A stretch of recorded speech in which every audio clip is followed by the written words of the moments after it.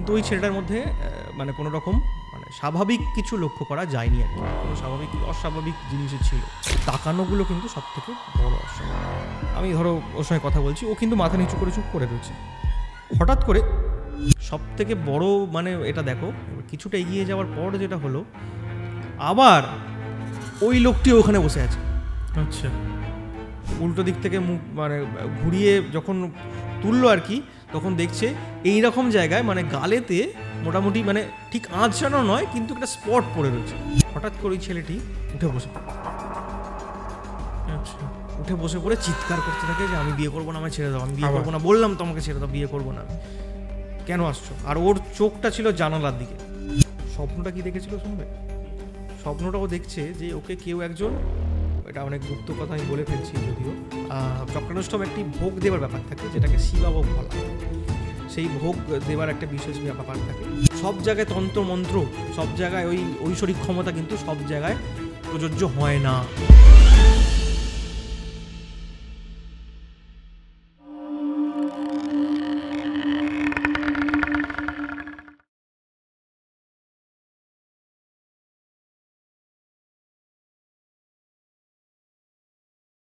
শুক্রবারের রাত আর রাত 9টা মানেই হরর মাইন্ডসে হরর পডকাস্ট। আজকের হরর পডকাস্টে যিনি আমাদের সাথে আছেন, এই হরর ওয়ার্ল্ডে তাকে আলাদা করে পরিচয় দেওয়ানোর মতো আমার ক্ষমতা নেই অন্তত। দেবজ্যোতিদা, কেমন আছো? খুব ভালো আছি, তুমি কেমন আছো? আমি তো খুবই ভালো আছি, থ্যাংক ইউ, তুমি এলে। আমাদের মোটামুটি অনেক দিন ধরে প্ল্যান হচ্ছিল, একদম অনেক দিন, হ্যাঁ, আলোচনা হচ্ছিল। তো আজকে কি ঘটনা শোনাবে তুমি? দেখো, আমাদের ঘটনা যেটা শোনাবো আজকে, এটা মানে গ্রামের একটা ঘটনা। আচ্ছা, গ্রামের ঘটনা, আমাদের গ্রাম নয়, এটা বর্ধমানের দিকের একটা গ্রামের ঘটনা। আমি জায়গার নামগুলো বলছি না। আচ্ছা, আমি তার আগে একটু অডিয়েন্সকে বলে দিই যে আপনারাও যদি আমাদের সাথে ঘটনা শেয়ার করতে চান, অর্থাৎ এখানে এসে ঘটনা বলতে চান, তাহলে নিচে একটি নাম্বার যাচ্ছে, সেই নাম্বারে অডিও রেকর্ড করে আমাদের হোয়াটসঅ্যাপে পাঠিয়ে দিন। আমরা সেই ঘটনা শুনবো আর তারপরই আপনাদের ডেকে নেব এইখানে, আর শোনাতে পারবেন আমাদের দর্শককে আপনার ঘটনা। হ্যাঁ দেবজ্যোতিদা, কন্টিনিউ। এবার আমাদের তো তুমি জানোই আমাদের 75 বছরের একটা ঘরানা রয়েছে, সবুজকালী মায়ের ইতিহাস রয়েছে, দাদু বাবা এবং আমি তৃতীয় জেনারেশন। তো এরকম প্রচুর ঘটনাই রয়েছে। তার মধ্যে থেকে আজকে যেটা আমি শোনাবো সেটা হচ্ছে মানে বর্ধমানের দিকের একটা ঘটনা। এই ঘটনার সূত্রপাত যেটা হচ্ছে একটু বুঝতে হবে, খুব মানে ভালো করে বুঝতে হবে ঘটনাটা। আমি একটা পার্টে বলবো ঘটনাটা। কি এখনো বুক করেননি? কোথায় যাচ্ছি এটাও জানেন না? এই তো মে মাসের 15 থেকে 19 আমরা যাচ্ছি ঋষভ এবং কাফেরগাঁওতে। ওখানে গিয়ে পাহাড়ে বসে আমরা শুনবো ভৌতিক পডকাস্ট, তাও আবার দেবদীপদা এবং অরিত্রর মুখ থেকে। সাথে থাকছি আমি এবং আমার পুরো টিম। আশা করছি অনেকেই জানেন, আর যারা জানেন না তাদের জন্য আবারও আমি এই ভিডিওটা করছি। অলরেডি ভালো রেসপন্স আমরা পেয়েছি, কিন্তু সমস্যা যেটা সেটা হলো আমাদের কিন্তু লিমিটেড সিট, লিমিটেড অ্যারেঞ্জমেন্ট, তার মধ্যে হাফেরও বেশি অলরেডি বুকিং হয়ে গেছে। আর মাত্র কয়েকজনকে আমরা নিতে পারবো। তাই যারা ভাবছেন যে ঠিক আছে মে মাসের তো 15 তারিখ, এখন তো সবে শুরু, আমরা পরে বুকিং করব, সেটা ভাবলে হয়তো আপনারা এই ট্রিপটা মিস করবেন। আর একবার বলে দিই, 15 তারিখ স্প্ল্যানেড থেকে আমরা বাসে উঠছি, 16, 17, 18 আমরা কাটাচ্ছি পাহাড়ে, এবং 19 তারিখ আবারও ফিরে আসছি স্প্ল্যানেডে। এই হচ্ছে টোটাল ট্রিপ। ওখানে থাকা, খাওয়া, যাতায়াত সব কিছুর জন্য একটাই প্যাকেজ করা হয়েছে। নিচে নাম্বার আছে, আপনারা এই নাম্বারে কল করে অবশ্যই জেনে নিন এবং বুক করে নিন। এখনই বুক করুন, নয় কিন্তু মিস করবেন। আর মাত্র কয়েকটা সিট আছে। ওখানে গিয়ে দারুণ মজা হবে, আপনাদের সবার সাথে কথা হবে, দারুণ আড্ডা হবে, আর সাথে ভৌতিক পডকাস্ট তো হবেই। সো তাড়াতাড়ি বুকিংটা করুন, আমি অপেক্ষা করছি। চলুন এবার পডকাস্টে ফেরা যাক। এই ঘটনার সূত্রপাত হয় আমাদের কাছে, একটা কেস আসে, এরকম প্রচুর কেস আসে, তার মধ্যে থেকে এরকম আসে। তারা কয়েকজন বন্ধু, তারা বেড়াতে গিয়েছিল, মানে তারা একসঙ্গে ইউনিভার্সিটিতে পড়তো আর কি সেই সময়। তাদের মধ্যে একটি বাড়ি, তার বাড়ি মানে একটি ছেলে, তার বাড়ি হচ্ছে বর্ধমানের দিকে। তো তার গ্রামের বাড়ি, আর গরমের ছুটিতে তারা সকলে তার গ্রামের বাড়িতে যাবে বলে এরকম ঠিক করেছিল। তো সেইটা নিয়েই হচ্ছে পুরো ঘটনাটা আর কি। আচ্ছা, তো হঠাৎ করেই আমাদের মানে কাছে কেসটা আসে, তখন কিন্তু ওই শীতের সময়, মানে জানুয়ারি এরকম সময়, আর ওই জানুয়ারির এন্ড বা জানুয়ারির মিডিল এরকম সময় সবুজকালী মায়ের বাৎসরিক উৎসব চলে আমাদের। সেই সময় একজন ফোন করে আসেন আর কি, তার ছেলেকে নিয়ে, ভদ্রলোক, উনি ওনার ছেলেকে নিয়ে বাবার কাছে আসেন। খুব আর্লি মর্নিং চলে এসেছিলেন মন্দিরে, তখনও মন্দির খোলা হয়নি আমাদের। তো মন্দির খোলা হয়, উনি অপেক্ষা করছিলেন। তখন আমিও মানে উঠি, দেখি এরকম বসে, আমি বসতে বলি তাদেরকে। আমি কিন্তু লক্ষ্য করছিলাম ওই ছেলেটাকে, মানে যে ছেলেটি সঙ্গে এসেছিল ওই ছেলেটাকে। ভদ্রলোকের বয়স হবে মোটামুটি 60-এর কাছাকাছি, আর ছেলেটি মোটামুটি ওই ইউনিভার্সিটিতে পড়ে এরকম। ও ছোটো ছেলে, ভদ্রলোকের ছোটো ছেলে, বড়ো ছেলে একটু বড়, এই ছেলেটা ছোটো ছেলে। তো ভদ্রলোকের কিন্তু এটা হচ্ছে মানে দ্বিতীয় পক্ষের ছেলে, বড় ছেলেটি হচ্ছে প্রথম পক্ষের, আর এই ছোটো ছেলেটি হচ্ছে মানে দ্বিতীয়বার উনি বিবাহ করেছিলেন নাকি, তার পক্ষ থেকে ছেলে। ছেলেটিকে আমি দেখে মানে খুব একটা সাধারণ মনে হচ্ছিল না। আচ্ছা, ওর চাহনি বলো বা ওর তাকানো, মানে কথাবার্তা বলা বা হাঁটা চলা, একটু মনে হচ্ছিলো একটু অন্যরকম। একটা মানুষকে সামনে এসে কেউ বসলো, তাকে তো একরকম মনে হয় যে না ঠিক আছে, নর্মাল কথা বলছি, কিন্তু ওই ছেলেটার মধ্যে মানে কোনো রকম মানে স্বাভাবিক কিছু লক্ষ্য করা যায়নি আর কি, কোনো স্বাভাবিক অস্বাভাবিক জিনিসই ছিল। তাকানোগুলো কিন্তু সব থেকে বড় অস্বাভাবিক। ও ধরো আমি তোমাকে বলছি, ও ধরো মাথা নিচু করে বসে রয়েছে এইভাবে, মানে ওর বাবার সঙ্গে আমরা কথা বলছি, তখনও মন্দির যেহেতু খোলা হয়নি, বাবা আসনে বসেননি, আমি ধরো ওর সঙ্গে কথা বলছি, ও কিন্তু মাথা নিচু করে চুপ করে রয়েছে।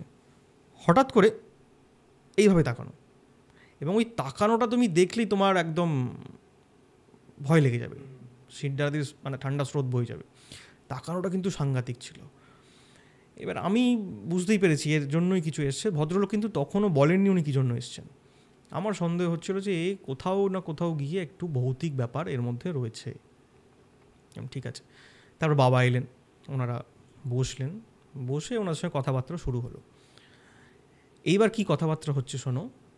এবার ভদ্রলোক বলতে শুরু করেন যে এরকম আমার ছেলে ইউনিভার্সিটিতে পড়ে, তো গরমের ছুটি ছিল, মানে এটা জানুয়ারি বলছি, তার আগে যে গরম এটা ছিল মোটামুটি ওই এপ্রিল মে মাসেই তো গরমের ছুটিটা, মে জুন মাসের ওই মধ্যেই গরমের ছুটিটা পড়ে। তো সেই সময় ওরা ওর এক বন্ধুর বাড়ি বর্ধমানের দিকে, সেখানে তার বন্ধুর বাড়িতে বেড়াতে যায়। ওখানে ওরা 1 সপ্তাহ মতো ছিল। তারপর ওখান থেকে ফিরে আসে। ফিরে আসার পর এর প্রবলেম শুরু হয়েছে। যে কী প্রবলেম শুরু হয়েছে, এর প্রবলেমটা যেটা হচ্ছে সেটা এরপর একটা ঘটনা আমি পরে বলছি এর কী হয়েছে। এবার আমি চলে যাচ্ছি তোমাকে ওই বেড়াতে যাওয়ার, ওখানে যে গেল ওরা, আমি লাস্টে এইটা বলবো যে কী প্রবলেম হচ্ছিল। ওরা এবার তোমার গরমের ছুটি পড়েছে, ওরা বলেছে যে কোথায় যাওয়া হবে না হবে, কোথায় হবে। ও তখন বলেছে আমাদের গ্রামের বাগান আছে, আম বাগান আছে, আর সেই সময়টা আম পাকার সময়, মে মাসের শেষ দিক বা মিডিল সময় আম পাকে, ওইরকম সময় আমটা পাকে, জ্যৈষ্ঠ মাস। বলে যে এরকম আম পাকবে, আমাদের বাগান আছে, আম বাগান আছে, অনেক আম বাগান, আমাদের গ্রামটাই আম বাগান আর কি, ওখানে বেশিরভাগ আম চাষি আর কি, মানে আম বা লিচু এই সমস্ত চাষ করেই জীবিকা নির্বাহ করে।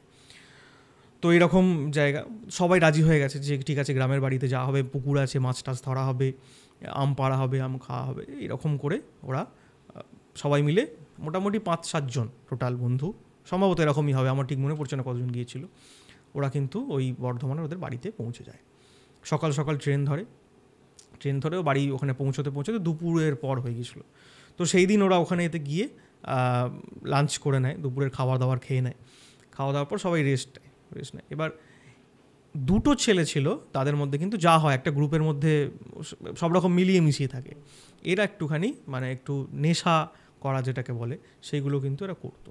ওদের মন ছটফট করছে, যেহেতু বন্ধুর বাড়িতে গেছে, তার বাবা মা রয়েছে, তার ফ্যামিলি রয়েছে, সবার সামনে তো কিছু নেশা করতে পারছে না। তখন বলেছে তোদের আমবাগান, দুপুরবেলা আমবাগান ঘুরতে যাবো। তো দুপুর নয়, সেটা প্রায় বিকেল হয়ে গেছে। তখন বলেছে চল তাহলে যাবো, বলে সবাই মিলে আমবাগানে ঘুরতে গেছে। ঘুরতে গিয়ে ওখানে আমবাগান, তোমাকে বলছি তুমি নিশ্চয়ই জানো, আমবাগানের একটা বাগান যেখানে চাষ হয় আমের, প্রচুর আমের গাছ হয়। আর একটু বিকেলের পর থেকে কিন্তু সেখানে আস্তে আস্তে আলোগুলো তো ঢোকে না, সূর্যের আলো তো আর ঢুকছে না, এটা অন্ধকার পরিস্থিতি হয়ে যায়। তো ওখানে বসে ওরা গল্পগুজব করেছে, নেশা করেছে, আমি সেই সব বলছি না। তো এরকম হয়ে গেছে, কিন্তু ওই 2টো ছেলে যারা নেশা মূলত করেছিল তারা কিন্তু ওখান থেকে আর আসতে চাইছিল না। বলছে সন্ধে কাটিয়ে যাবো, একবারে রাত্রে যাবো, গিয়ে কী করবো, তোর বাড়ির মধ্যেই বা স্বাভাবিক কথা, কোনো বন্ধু বেড়াতে গেছে, যে বাড়ির মধ্যে গিয়েই বা কী করবো সন্ধে বলছে এখানেই থাকি, আমরা বসে একটু গল্প গুজব করি, আড্ডা মারি।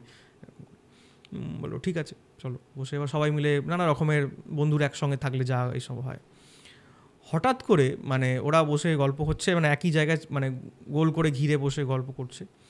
হঠাৎ করে যে ছেলেটি নেশা করেছিল ও হঠাৎ করে না বলছে আমার না মাথা ঘুরছে। ও তখন সবাই ওকে রাগাতে থাকে, তুই বেশি খেয়ে ফেলেছিস তাই তোর এরকম হচ্ছে, তাই এরকম রাগাচ্ছে ওকে। বলছে না রে আমি ঠিক আছি, আমার মনে হচ্ছে না খুব মাথা ঘুরছে, আমাকে তাড়াতাড়ি নিয়ে চল, ওকে না ভালো লাগছে না, এখানে থাকবো না। বলছে দূর বসতো এখানে। আরেকজন যে আরেকজন ছিল বলে দূর বসতো, কিচ্ছু হয় না, তুই শুয়ে পড়ে এখানে, কিচ্ছু হবে না। এরকম করে ওকে মানে শুইয়ে দিয়েছে ওখানে, ও শুয়ে আছে এ করছে। এইবার বাদ বাকি আরও যারা ছিল তাদের মধ্যে থেকে একজন হঠাৎ করে বলছে যে ওই দেখ ওই এখন এত রাত্রিবেলা ওই এত সন্ধেবেলা যে ওই দূরের আম গাছটা দেখ ওখানে একটা কি বসে আছে, ওখানে আমাদের মতো কে একজন বসে আছে, কোনো নেশাবাদা করছে এরকম। আচ্ছা, এরকম বলছে যে বসে আছে। তখন যাদের বাড়ি মানে যাদের ওখানে গেছে তারা বলছে এখানে কে আসবে, এখানে তো সন্ধ্যের পর আমাদের এখানে কেউ আসে না, দেখি কে আসবে। বলছে কে গো? বলছে হতেও পারে কে। ও তখন চাচাতে কে গো বসে আছে ওখানে। এ কিন্তু দেখতে পাইনি, দেখতে পেয়েছে ওই একজনই, কিন্তু যাদের ওখানে গেছে সে ওখানে হাঁকার মানে যেহেতু নিজের এলাকায় গেছে সেজন্য বলে কে গো ওখানে বসে আছো, আমরা আছি এখানে। এরকম নর্মাল একটা কথোপকথন হয়েছে। তখন কোনো দিক থেকে কোনো রিপ্লাই আসে। তখন বলছে দাঁড়া তো দেখি। তখন মোবাইলের ফ্ল্যাশ লাইটটা জেলে ওরা এগিয়ে গেছে, এগিয়ে গিয়ে দু একজন এগিয়েছে, কাউকে দেখতে পাইনি ওখানে। বলছে তুই কী দেখলি, কাকে দেখতে কী দেখেছিস? তখন এ কিন্তু বলছে না আমি কিন্তু ওখানে দেখেছি একজন, কেউ একজন বসেছিল এরকম দেখেছি। তখন এরা ফিরে আসে, বলছে তুই কী দেখতে কী দেখেছিস ফুলবাই? বল চল এবার এখান থেকে চলে যাই।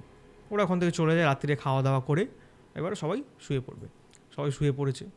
এবার যে ছেলেটি বলছিল মাথা ঘুরছে খুব, তার কিন্তু শরীর আস্তে আস্তে আরও বেশি করে খারাপ হতে শুরু করছে, ভীষণ খারাপ হচ্ছে শরীর। রাত্রিবেলা আর বাড়াবাড়ি, ওর তো সারা রাত ঘুমই হলো না, ওকে নিয়েই কাটাতে হচ্ছে, সারা রাত কেটে গেল এরকমভাবে। ওরা ছেলেটি সকালের দিকে ঘুমিয়ে পড়েছে, যার মাথা ঘুরছিল আর কি, বমি টমি করেছে এরকম, সকালের দিকে ঘুমিয়ে পড়েছে। এরাও একটু রেস্ট নেবে, সারা রাত যেহেতু ঘুমায়নি, ওকে নিয়ে চিন্তা ছিল, ঘুমিয়ে পড়েছে। তো দুপুরবেলা সবাই ঘুম থেকে উঠে স্নান টান করে ওরা দুপুরের খাবার দাবার খেয়েছে। এবার খেয়ে দিয়ে বলছে আজকে আর কোথাও বেরোবো না, একটু রেস্টই নিই এরকম। ওই দিনটা ওরা সারাদিন বাড়িতেই, ওদের বন্ধুর বাড়িতেই শুয়ে বসে কাটিয়ে রেস্ট নিয়ে নিয়েছে।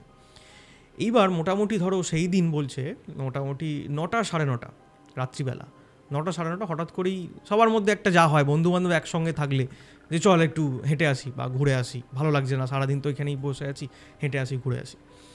কোথায় হাঁটবি? চল আমবাগানের মধ্যে দিয়ে হাঁটবো। ওর মানে যার বাড়ি সে ওই দিন রাত্রিরে ওদের জন্য ওই দেশি মুরগি রান্না করবে এরকম ব্যাপার ছিল। ও সেইটাকে ওই যা হয় গ্রামের বাড়িতে কোনো একটা বাড়িতেই সেই মুরগি পাওয়া যায়, দেশি মুরগি বিক্রি করে, সেই বাড়ি থেকে নিয়ে এসে ওগুলো ও রান্না করবে বলে মানে প্রস্তুতি নিচ্ছিল। ও তখন বলে যে আমি তোরা রাত্রির খাবারের প্রস্তুতি নিচ্ছি, বাবা মাকে একটু হেল্প করছি, তোরা ঘুরায় না, অসুবিধা নেই। বলে টর্চ লাইট দিয়ে দিয়েছে, বলছে তা ঘুরায়, সাবধানে থাকবি, সাপ খোপ্পের ব্যাপার আছে তো, সাপ টাপ থাকে যেহেতু, ওর দেখে চললেই হবে।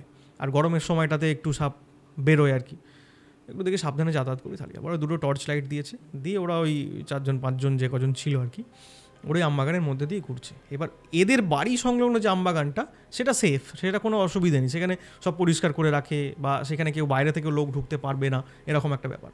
কিন্তু তারপরে বাগানের সঙ্গে একটা বাগানের লিঙ্ক আছে, পরপর বাগান আছে, যেহেতু বললাম ওখানকার মানে এটাই মানে আম ফলনটাই একটা ওখানকার কিছু মানুষের পেশা আর কি।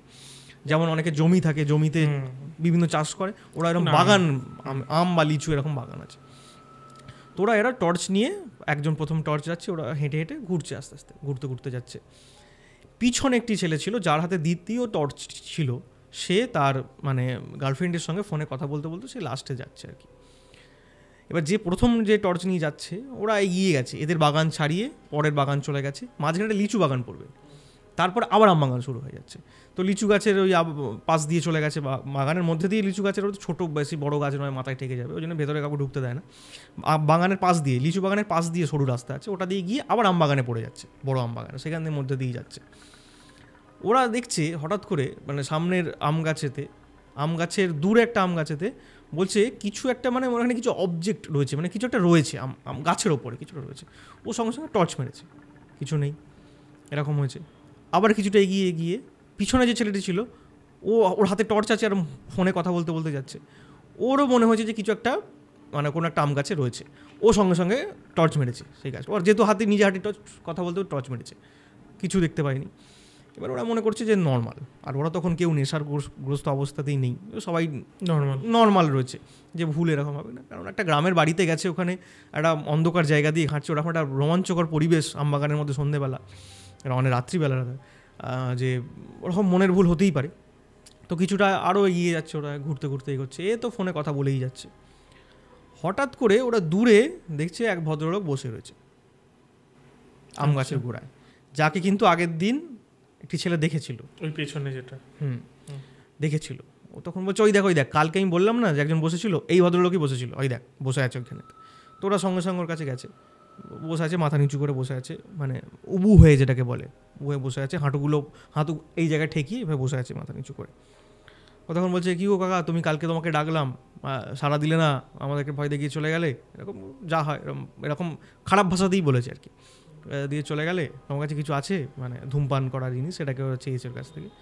লোকটা কোনো কথা বলেনি, কোনো কথা বলছে না, বলছে এর তখন যেহেতু উত্তর না পেয়ে বলছে যে নেশা ফেশা করে শুয়ে আছে এখানেতে, বসে আছে এখানে নেশা করে বলে বসে আছে, ছাড় চ, ওকে ছাড়িয়ে এগিয়ে চলে গেছে।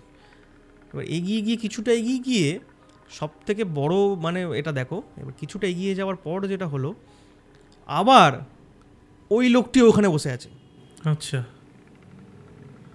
ওরা না তখন চমকে গেছে, বুঝছি এই তো ওখানে বসেছিল, ওখানে বসেছিল, বলছে কী গো কাকা, তুমি এখানে এত তাড়াতাড়ি কী করে চলে এলে এখানে? তখন লোকটা ঘাড় খালি এরম নাড়ায়, ও কী বলতে চাইছে সেটা কিন্তু বোঝে পারছে না। বলছে কী বলছো তুমি এত তাড়াতাড়ি এখানে এলে কী করে? এইভাবে ঘাড় নাড়াচ্ছে। এরার মধ্যে তখন একটুখানি ভয় ধরে গেছে অলরেডি, বলছে এটা তো কিছুটা স্বাভাবিক নয়। বলছে চল এখান থেকে চলে যাই, ব্যাক করি। বলে ওরা ওখান থেকে ব্যাক করেছে, ফিরে চলে এসেছে। ফিরে এসে এবারে যার বাড়িতে গেছে সে বন্ধু তো রান্না করছে ওখানে, ওর বাবা সামনে দাঁড়িয়েছিল। তখন বলছে কাকু এখানে আগের দিন আমি যে দেখলাম একটা আমবাগানের এই, বললো তখন সঙ্গে সঙ্গেই মানে কাকুটি আর কি, যার বাড়িতে গেছে ওর বন্ধুর বাবা আর কি, ওর নাম হচ্ছে সায়ক। বলছে সায়কের বাবা তখন জিজ্ঞেস করছে সবাইকে যে তোমরা কত দূর চলে গেছিলে এখানে, এত রাত্রি হয়ে গেল তোমাদের আসতে? বললো ওই তো লিচু বাগানটা ক্রস করে আমরা ওই বাগানের দিকে যাচ্ছিলাম। বলছি লিচু বাগান ক্রস করে গেছো মানে, তোমাদেরকে সায়ক কিছু বলেনি? বলছে না, তো বললো তো একটু হেঁটে আসতে। বললো আচ্ছা, তোমার কিছু অসুবিধা হয়নি তো? বলছে না কাকু অসুবিধা হয়নি তো, ওখানে একজন ভদ্রলোক বসেছিলেন, একটা বয়স্ক লোক কাকা, তাকে জিজ্ঞাসা করলাম তোমাকে আগের দিনে তুমি বসেছিলে, তোমায় ডাকলাম, তুমি সাড়া দিলে না, আজকেও সাড়া দিলে না, ওকে আবার টপকে আমরা চলে গেলাম, ভাবলাম হয়তো নেশা করে আছে। ও গিয়ে কিছুটা আগে গিয়ে দেখি ও আবার ওখানে চলে গেছে, আমাদের পিছু আমাদের আগেই গিয়ে চলে গেছে, সাইড দিয়ে হয়তো ছুটে চলে গেছে এরকম করে। ও বেটা কাকা খুব আমাদেরকে ভয় দেখাবে বলে চেষ্টা করছে। তখন না সায়কের বাবা চুপ করে যায়। সায়কের বাবা চুপ করে বলে তোমরা ওরকম যাবে না ওদিকে, লিচু বাগানটা ক্রস করে ওদিকে যাবে না, লিচু গাছের আগে থেকেই তোমরা ফিরে চলে আসবে, লিচু বাগানের ওদিকে আর যাবে না। বলছে কেন কাকু যাবো না কেন? বলছে না যাবে না, ওদিকে একটু কথাটা ঘুরিয়ে দিয়েছে, সায়কের বাবা কথাটাকে একটু ঘুরিয়ে দিয়েছে যে ওদিকে একটু বেশি সাপ খুব বেরোয়, রাত্রের দিকে তো খুব সাপ বেরোয় ওদিকে যেও না। বলছে ঠিক আছে যাবো না। বলে রাত্রিবেলা এরা খাওয়া দাওয়া করেছে, এইবার এদের হয় মানে একটা শিক্ষা হয় না, বলে না আগের দিন এরকম নেশা করে শরীর খারাপ করেছে, তাও শিক্ষা হয়নি। বলছে ঠিক আছে দেশি মুরগি হয়েছে, হ্যাঁ তাহলে আমরা একটু নেশা করবো। আর ওরা সব নিয়েই গেছিলো সঙ্গে করে লুকিয়ে লাকিয়ে আর কি। বলছে আমবাগান আছে ওখানে জায়গা প্রচুর আছে, নেশা করবো আমরা। বলি তার মধ্যে দুটো ছেলেই হচ্ছে মেন প্রবলেমটা সৃষ্টি করেছে, আর যার শরীর খারাপ হয়েছিল সে সকাল পর্যন্ত ভুগেছে, সেই বেশি আবার নেশা করার জন্য ইনসিস্ট করছিল সবাইকে। তো ঠিক আছে চল লুকিয়ে, এবার ওরা যেটা সব থেকে চরমতম ভুল যেটা করলো সেটা হচ্ছে লুকিয়ে ওরা ওখান থেকে ওর বাবাকে যে পেছন দিক দিয়ে বেরিয়ে আমবাগানে চলে গেছে, আমবাগানে গেছে এবং ওই রান্না করা মাংস সেটাকেও ওই সায়কের কাছ থেকে চেয়ে নিয়ে, সায়ক কিন্তু যায়নি, চেয়ে নিয়ে গেছে। বলছে তোকে যেতে হবে না, আমরা আছি। তখন সায়কও একবার বলে দেয় ওদেরকে যে তোরা কিন্তু ওই লিচু গাছের ওদিক থেকে কিন্তু আর ওদিকে যাবি না, তোরা যা থাকবি আমাদের এদিকে থাকবি, আর গেলে একটা দুটো আমবাগানের দিকে গেলেও যেতে পারিস। তখন এবার ওরা ওই লিচু বাগানের আগেই গিয়ে ওরা বসে পড়েছে, ওখানে সবাই মিলে বসে আছে। বসে ওখানে কিছুক্ষণ পর ওরা বসার পর এবার ওরা ওই নেশা করা শুরু করবে আর কি। হঠাৎ করে ওদের প্রচুর মশা কামড়াতে শুরু করে, মশা স্বাভাবিক ব্যাপার, জঙ্গলের মধ্যে বনের মধ্যে গাছের মধ্যে মশা স্বাভাবিক ব্যাপার। ওরা একটু ফোনের ফ্ল্যাশ জ্বালিয়েছিল, মশা এমনি চলে এসছে অন্ধকার জায়গা দেখে। বলছি এখানে মশা কামড়াচ্ছে, মানে ওরা এমনই মশাগুলো কামড়াচ্ছে ওরা বসতে পারছে না, এত হয়ে গেছে মশা, ওখানে বসে থাকতে পারছে না। বলছি দূর এখানে বসে এগিয়ে যাইছো একটুখানি। ওদের আর ওই বারণটা মাথায় ছিল না যে লিচু গাছ টপকে ওদিকে তোমরা যাবে না। বারণটা ওদের মাথায় ছিল না। ওরা কিন্তু ওই লিচু গাছের এই পাশ দিয়ে বাগান দিয়ে সরু রাস্তা দিয়ে চলে গেছে। গিয়ে ওরা বেশি দূর যায়নি, একটা বাগান যেখানে প্রথমবার যে ভদ্রলোক বসছিল প্রথম, সেই ওইখানে ওরা বসে পড়েছে। চারদিকে টর্চ নিয়ে ফ্ল্যাশ জেলে দেখলো কেউ কোথাও নেই, ওরা ওখানে বসে পড়েছে। ওখানে কিন্তু কোনো রকম কোনো মানে অসুবিধাই নেই ওখানে, আর মানে কোনো মশা নেই, কিচ্ছু নেই, পরিষ্কার জায়গা দেখে ওরা বসেছে। বসে এবার টর্চ লাইটও জ্বালিয়ে রেখেছে আর মোবাইলের ফ্ল্যাশগুলোও জ্বালিয়ে ওরা এবার খাওয়া দাওয়া শুরু করেছে। হঠাৎ করে তুমি এটা শুনলে নিজেই মানে চমকে যাবে। হঠাৎ করে ওদের মধ্যে থেকে একজন মানে সামনের দিকে মানে খাওয়া দাওয়া করছে নিজের বন্ধুর কাছ থেকে, এরকম উপর দিকে তাকিয়েছে, ওপর দিয়ে তাকিয়ে দেখছে ওই যে আগের দিনের যে কাকা ছিল সে গাছের ওপর থেকে নামছে, দূরের একটা গাছের ওপর থেকে। আচ্ছা, আম গাছের ওপর থেকে নামছে। বলছে ওই দেখ কাকা আবার গাছের ওপর উঠেছিল কেন এত রাত্রিবেলা, আম পাড়তে নাকি? এবার আম সেই সময় তো আম পেকে গেছে অলরেডি, আম পড়ছে, ধূপধাপ আওয়াজ হচ্ছে মাঝে মধ্যে। ওরা যেখানে বসে আছে আম গাছে নিচে, সেখানেও দু একটা আম পড়ছে, ওই সঙ্গেই খাচ্ছে, এরাও খেয়ে নিচ্ছে। আর বাগানে বসে আম খাওয়ার একটা মজাই আলাদা। বলছে কাকা আম পাড়তে উঠেছিল নাকি এত রাত্রি? এটা ওরই বাগান তো, পাহারা দিচ্ছে নাকি আম চুরি করছে বলতো? বলছে দাঁড়া তো গিয়ে দেখি। বলে একজন তাদের মধ্যে ছেলে ছিল, ও একটু মানে একটু ডাকাবুকো টাইপের, মানে একটু বেশি পাকা, যেটাকে বলে বেশি পাকা। দাঁড়া তো দেখি বলে টর্চ টিলিটটা দিয়ে কেউ কাকা ওর কাছে চলে গেছে। আর এদের থেকে ডিস্টেন্স কিছুটা হলেও মানে প্রায় 50 থেকে 60-70 মিটার, মানে অনেকটা ডিস্টেন্স, মানে দেখা যাবে কিন্তু জোরে কথা বলতে হবে, চেঁচিয়ে তবে ওখানে কথা শোনা যাবে। দাঁড়া তো দেখে আসি কাকা এ করছে কিনা। এইবার এদের মধ্যে হচ্ছে ও অন্ধকারে কি করে দেখলো যে ওখানে ও গাছ থেকে নামছে। এখানে আলো জ্বলছে, 100 মিটার দূরে তো ওখানে তো লাইট নেই আমবাগানের মধ্যে। আর ওই ছেলেটাই দেখেছিল যে কাকা ও গাছ থেকে নামছে। এদের মধ্যে একজন বলছে যে কী করে ও এখান থেকে তো কোনো অন্ধকার, ওখানটা ও কাকাকে দেখলো কী করে গাছ থেকে নামছে, স্বাভাবিক তো এটা।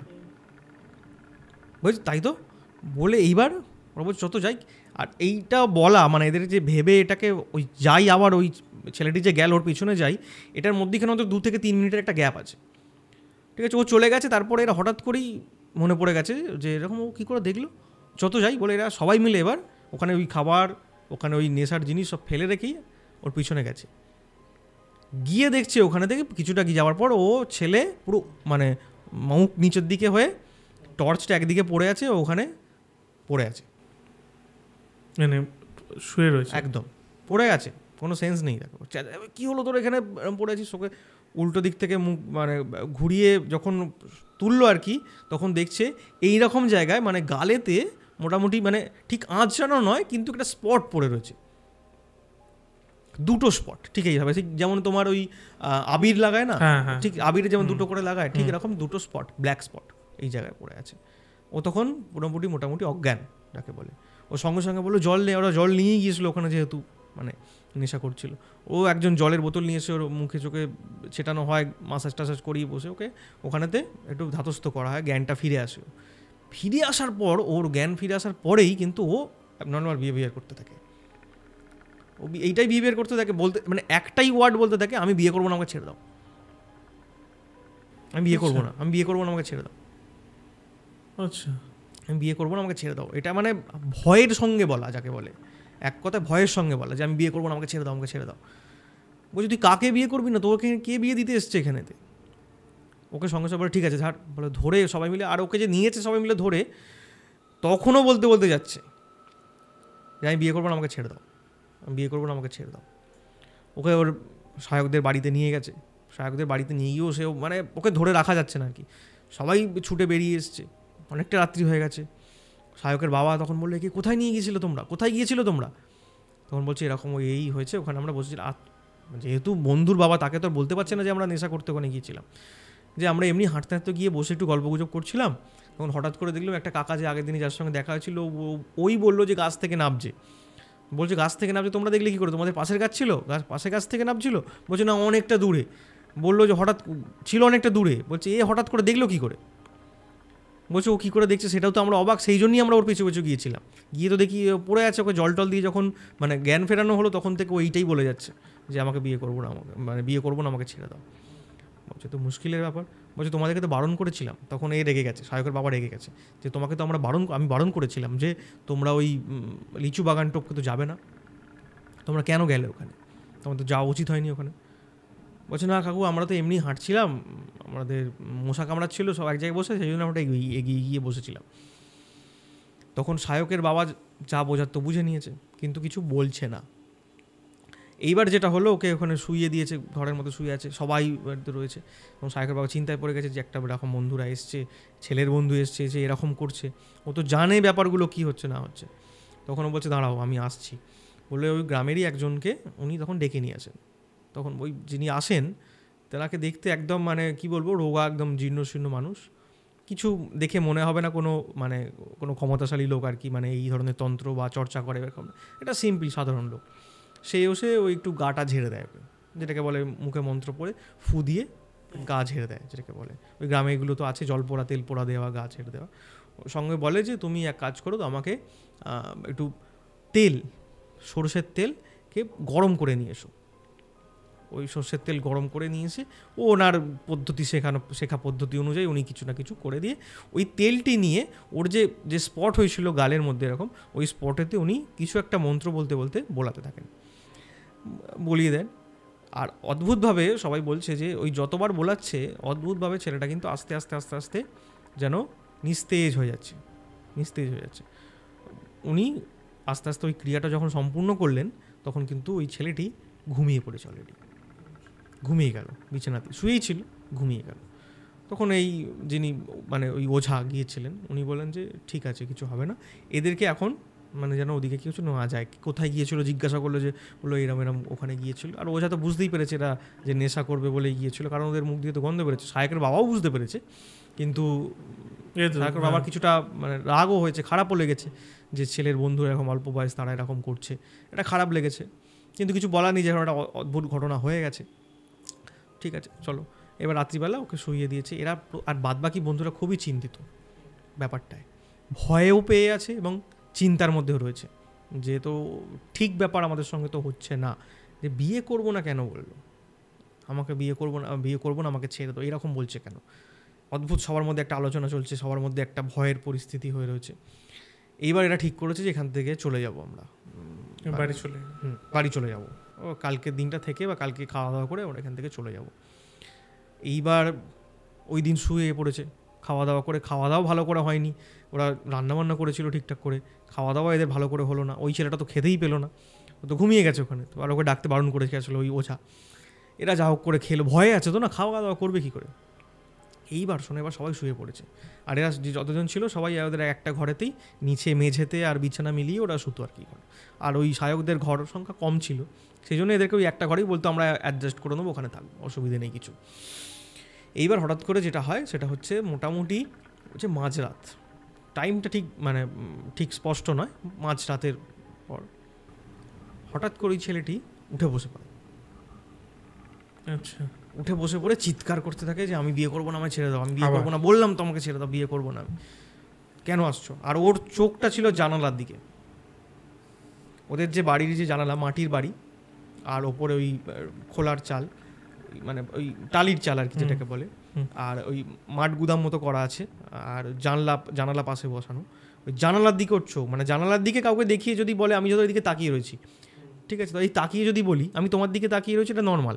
ধরো ক্যামেরাটা হচ্ছে জানালা, আমি ক্যামেরার দিকে তাকিয়ে ভাবে বলছি আমি বিয়ে করবো না, আমাকে ছেড়ে দাও, ঠিক এইরকম তাকিয়ে সবাই দাঁড়িয়ে রয়েছে এরকম জায়গায়, ওর চোখ কিন্তু অন্য জায়গায়। এইটা তো সবাই ঘুম ভেঙে গেছে, ও তো মানে রীতিমতো চেঁচিয়ে সবার ঘুম ভেঙে গেছে। সবাই ঘুম ভেঙে ভয়ও পেয়ে চোখের সঙ্গে সঙ্গে সবাই ধরে বলছে তুই চুপ কর, মানে ঠিক জল বলছে জল দে একটুখানি, সবাই মুখে চোখে জল দিয়েছে। এইবার যেটা হবে, জল দেওয়ার সঙ্গে মানে জলটা যেই দিয়েছে না, ও এইবার যে পাশে যে ধরেছিল তার দিকে ঠিক এইভাবে তাকানো। আচ্ছা, আর ওই তাকানোটা সাংঘাতিক, এইভাবে তাকানো, সাংঘাতিক তাকানো। যেই তাকিয়েছে না, ও ভয়ে ছেড়ে দিয়েছে হাতটা। ওই তাকানোটা এতটাই তীক্ষ্ণ এবং ভয়ঙ্কর ছিল, ও ভয়ে ছেড়ে দিয়েছে হাতটা, দিয়ে বলছে তুই আমাকে ধরবি, এরকম করে জাস্ট। এবার কিন্তু ওর গলা আস্তে আস্তে অন্যরকম হচ্ছে, মানে একদম যে ডিফারেন্ট তা নয়, কিন্তু একটু মনে হচ্ছে একটু ভারী গলা করে কথা বলছে, তুই আমাকে ধরবি, কি করবো জানিস তোকে। তখন তো সবাই ভয় পেয়ে গেছে, সায়কও চলে এসে, মানে রীতিমতো তো মানে চেঁচামেচি শুরু হয়ে গেছে ঘরের মধ্যে। সায়কের বাবা কিছুক্ষণ পরে এসে বলছে তো মুশকিলের, আবার সবাই তো চিন্তায় পড়ে গেছে পুরো ঘটনাটা, ব্যাপারটা নিয়ে কী করা যাবে, যেহেতু এরকম ওঝা এসে এইসব করে গেল তারপরে এরকম করছে। তখন রাত্রিবেলাটা যা হোক করে কাটিয়ে দিল, ওকে ওখানে বুঝিয়ে সবাই ওখানে বসে আর ও কিন্তু নন স্টপ বলেছে আমাকে বিয়ে করবো না, আমি বিয়ে করবো না, আমাকে ছেড়ে দাও, আমি বিয়ে করবো না, আমাকে ছেড়ে দাও। চেঁচিয়ে বলছিল, সেটা আস্তে আস্তে গুনগুন করে বলতে শুনছে, আমি বিয়ে করবো না, আমাকে ছেড়ে দাও, আমি বিয়ে করবো না, আমাকে ছেড়ে দাও, এরকম করে বলতেই থাকছে। আর ওর মানে এইভাবে দুলতে দেখেই মনে হবে যে ওই মানে কোনোভাবে পজেসড হয়েছে আর কি, কিন্তু অ্যাকচুয়ালি কী ছিল সেটা আমি পরে বলবো। খুব সাধারণ কিছু জিনিস নয় এই জিনিসগুলো। তারপরের দিন সকালবেলা আবার ওই ওঝাকে ডেকে এনেছে, সায়কের বাবা গিয়ে ডেকে এনেছে যে রাত্রিবেলা এরকম হচ্ছে, ও এখনও সকাল হয়ে গেছে, ও এখনও এরকমই করে যাচ্ছে, কোনো ঘুম নেই চোখে, কিচ্ছু নেই, আস্তে আস্তে চোখ লাল হয়ে যাচ্ছে। তখন ওঝা বলে যে ঠিক আছে, কিছু একটা তো করতে হবে, আমি আসছি ঘুরে, আমি আসছি। ও যে আসছি বলে যে গেল ওঝা, ও এলো মোটামুটি 12টা 12:30 পর। এবার ওর ড্রেসপত্র একটু আলাদা, মানে মানে ধুতি, কালো রঙের ধুতি, খালি গা, আর ওই যে মানে শ্মশানের যে হাড়গুলোকে মানে মালা করে পরা, ওই হাড় পরে, আর ওর হাতে কিছু জিনিস ছিল, এবং ওনার যে পদ্ধতি অনুযায়ী সেই সমস্ত কিছু জিনিসপত্র উনি সঙ্গে করে নিয়ে ওদের বাড়িতে এসে ঢুকেছেন। আর ওনার সঙ্গে একটি ছিল আতপোড়া কাঠ, আতপোড়া, ধরো এতটা সাইজ হবে কাঠটা, সেই কাঠটা যদি শুরুর দিকটা ধরো পুড়িয়ে নিভিয়ে দেওয়া যায়, একদম যেটাকে বলে, অর্ধেকটা পুড়েছে অর্ধেকটা পুড়ে হ্যাঁ কালো হয়ে গেছে। তো সেই আতপোড়া কাঠ নিয়ে এসে উনি দুয়ারেতে ওনার বলে একটা আসন দাও, বলে আসন পেতে দিয়েছে, আর উনি ওনার আসনটা সঙ্গে করে নিয়ে এসেছিলেন। ওনার আসনটা পেতে উনি ওই সমস্তগুলোকে মানে আচার আচরণগুলোকে সাজিয়ে উনি বসেছেন, বললো ওকে নিয়ে এসে এই আসনের মধ্যে বসাও, এখানেতে ওই আসনের মধ্যে বসাও। এবার ওই আসনেতে ওকে বসানো হয়েছে, সবাই মিলে এসে বসেছে, আর ও কিন্তু ওই একভাবে গুনগুন করে বলে যাচ্ছে আমি বিয়ে করবো না, আমাকে ছেড়ে দাও, আমি বিয়ে করবো না, আমাকে ছেড়ে দাও, কন্টিনিউ রাত থেকে বলে যাচ্ছে। সবাই চিন্তা করছে অসুস্থ হয়ে গেলে বাড়ির লোককে কী জবাব দেবে, এরকম একটা ছেলে বাড়ির লোককে কী বলবে, বাড়ির লোককে তো কিছু বলতে পারা যাচ্ছে না, এখন বললে তো অসুবিধে আছে, দেখা যাক না চেষ্টা করে যদি কিছু ঠিক করা যায়, ওটা যদি কিছু ঠিক করতে পারে। তখন হলো কি মানে উনি ওনার কাজ শুরু করলেন। এইবার প্রথমে উনি ওনার জল, কমণ্ডল থেকে যে জল, সেটা ওই ছেলেটির মাথায় ছিটে দেয়, ছুঁড়ে দেয়। ছুঁড়ে দেওয়ার পর কিন্তু ও যেটা গুনগুন করে বলছিল আস্তে আস্তে চুপ হয়ে গেল, চুপ করে মাথা নিচু করে এইভাবে বসে আছে, চোখ বুঝে চুপ করে বসে আছে। তখন উনি ওনার কাজ চালিয়ে যাচ্ছেন, মানে মন্ত্র পড়ছেন, মন্ত্র পড়ে ওর দিকে ফু দিচ্ছে, নানা রকমের বিভিন্ন রকমের কাজ হচ্ছে। লাস্টে যেটা করলেন, মানে শেষে যেটা করলেন আর কি, ওই আতপোড়া যে কাঠ আর কি, সেই কাঠটি এবার উনি ওনার আসন ছেড়ে উঠে গিয়ে ওই কাঠটি ওর মাথাতে ওপরে ঘোরাতে থাকলেন, মন্ত্র বলতে বলতে ঘোরাতে থাকলেন। এরকম করার পর আস্তে আস্তে মোটামুটি ধরো উনি মন্ত্র শেষ করলে আরও 10-15 মিনিট ধরে এরকম মন্ত্র বলেছেন। এরকম হওয়ার পর পুরো জিনিসটা নর্মাল, ওর মুখ থেকে আর কোনো কথা বেরোচ্ছে না, ও কিন্তু চুপ করে বসে আছে। এরকম উনি সব শেষ করে দিলেন, শেষ করে দিয়ে বললেন আর কিছু এর হবে না, আর কিছু এর হবে না, এ কি নর্মাল, আর কিছু মানে অসুবিধে নেই, আমি যা করার করে দিয়েছি। খুব মানে কনফিডেন্ট নিয়ে ওই ভদ্রলোক বললেন, মানে ওঝা বললেন আর কি, আর কিচ্ছু হবে না। তখন সঙ্গে এরা তো খুশি, একটা ভালো হয়েছে, যাকে কিছু হবে না বলে ওকে বলেছে এখানে গিয়ে টান করা, ওকে খাওয়া।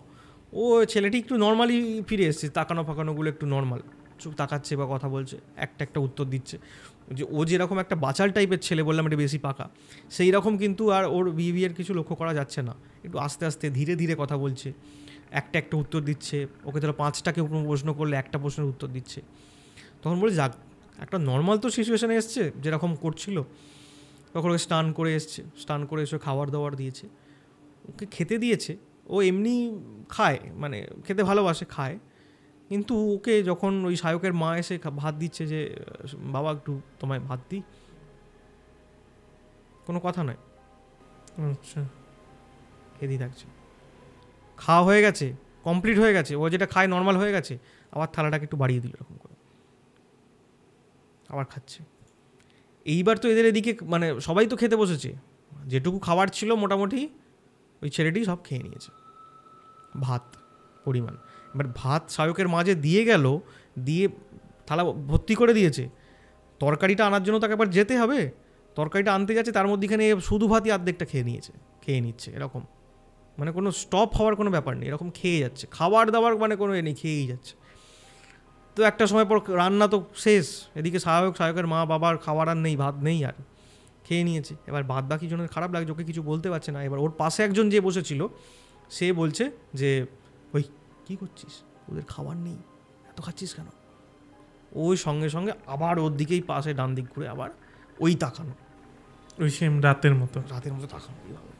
আর ওই তাকানোটা তোমাকে আমি বর্ণনা করাতে পারছি না, যেহেতু আমি ওই তাকানোটা তো দেখেছি, প্রথমেই বললাম। ওই তাকানোটা জাস্ট মানে ভয়ঙ্কর তাকানো। এইবার হলো কি যে ও আর কিছু বলেনি, চুপ করে গেল। খাবার নেই আর খাবার দেবে কী করে? এবার সবাই উঠে পড়েছে, ও কিন্তু উঠতে চাইছে না, আসনেই বসে আছে। কিছুক্ষণ পর বিরক্ত ভাব দেখিয়েই উঠলো, উঠে হাত ধুয়ে গিয়ে শুয়ে পড়েছে, চুপ করে শুয়ে আছে। এরা তোকে ভয় পাচ্ছে, ওরকম তাকাচ্ছে, ওরকম কথা বলছে, মানে ওই রকমভাবে খাবার দাবার খেলে অস্বাভাবিক পরিমাণে, ওকে তো এরা ভয় পাচ্ছে রীতিমতো। তখন ওরা কিন্তু বিছানায় আর কেউ শোয়নি, মানে ও বিছানায় শুয়ে আছে, বিছানায় আর বাদবাকি আর কেউ শোয়নি ভয়েতে, সবাই নিচে শুয়ে আছে, শুয়ে ঘুমিয়ে পড়েছে। যেহেতু রাত্রির থেকে ওরকম চলছে, নানা রকম অসুবিধের ভয়ের মধ্যে রয়েছে, এরা না ঘুমিয়ে পড়েছে স্বাভাবিকভাবে, একটু খাওয়া দাওয়ার পর দুপুরে ঘুমিয়ে পড়েছে, আর গরমকাল ঘুমিয়ে পড়েছে। বিকেল হয়েছে, বিকেল হওয়াতে বিকেলের দিকে গরমকালের সময় একটু হাওয়া দেয়, আর বাগান এরিয়া, সুন্দর হাওয়া দিচ্ছে বলে এই ছেলেটি যখন ঘুম থেকে ওটা নিজেই একা উঠে বাড়ি থেকে বেরিয়ে যাচ্ছে। সায়কের বাবা সেটা দেখতে হয়েছে, বলছে কি বাবা তুমি কোথায় যাচ্ছ এরকম করে? সায়কের বাবার কোনো প্রশ্নের উত্তরই দেয়নি, সোজা বেরিয়ে যাচ্ছে। ও সঙ্গে সায়ক এদিকে, মানে সায়ক বলতে ওনার ছেলেকে, যে বাবু এদিকে একবার দেখবি আয়। তখন ওর মানে সায়কও বেরিয়ে এসছে, আর সবাই বেরিয়ে এসছে, যে ও ওরকমভাবে বেরিয়ে যাচ্ছে। ও সঙ্গে বলছে কোথায় যাচ্ছে, দেখেছি বলে সবাই মিলে গেছে, সায়কও গেছে সঙ্গে। ও সোজা যাচ্ছে সেই লিচু বাগানের দিকে, লিচু বাগানের দিকে ওখানে গেল, ওখানে গিয়ে না চুপ করে দাঁড়িয়ে রয়েছে, ঠিক এইভাবে দাঁড়িয়ে রয়েছে, চুপ করে দাঁড়িয়ে আছে, একদিকে তাকিয়ে চুপ করে দাঁড়িয়েছে, কোনো কথাও বলছে না। এরা ওর পিছনে দাঁড়িয়ে রয়েছে, সবাই গিয়ে ওর পিছনে দাঁড়িয়ে রয়েছে, কিছু তো বলতে পারছে না, যদি কিছু গন্ডগোল হয়, বাড়াবাড়ি কিছু হয়, ওরা কিছুই বলছে না, চুপ করে দাঁড়িয়ে রয়েছে। দাঁড়িয়ে থাকার পরও কিছুক্ষণ দাঁড়িয়ে থাকার পর আবারও ওখান থেকে ব্যাক করছে, কারোর সঙ্গে বন্ধু এরা। আর ও ছেলেটা প্রচুর কথা বলে, প্রচুর বাচাল টাইপের ছেলে, বেশি মানে খুব পাকা কথা বলে, খুব জলি একটা ছেলে, সে কোনো কথা বলছে না। এদের মধ্যেও তো একটা খারাপ লাগছে, খুব ক্লোজ ফ্রেন্ড এরা। তখন ও আবার ব্যাক করে চলে আসছে। এরা বলছে কি হলো আমাদের, এরকম বেড়াতে এসে কি হচ্ছে? সায়কের নিজের খারাপ লাগছে যে আমার এখানে এসে, হ্যাঁ আমার বাড়িতে এখানে এসে এইরকম ঘটনা করছে। তখন এদের মধ্যে থেকে বলে সায়ক, আমরা না ভাবছি যে কালকে আজকেই চলে যাব ভেবেছিলাম, আমরা না কালকে চলে যাব, বুঝলি, মানে এরকম হচ্ছে, তোদেরাও একটা অস্বস্তির মধ্যে পড়ছিস।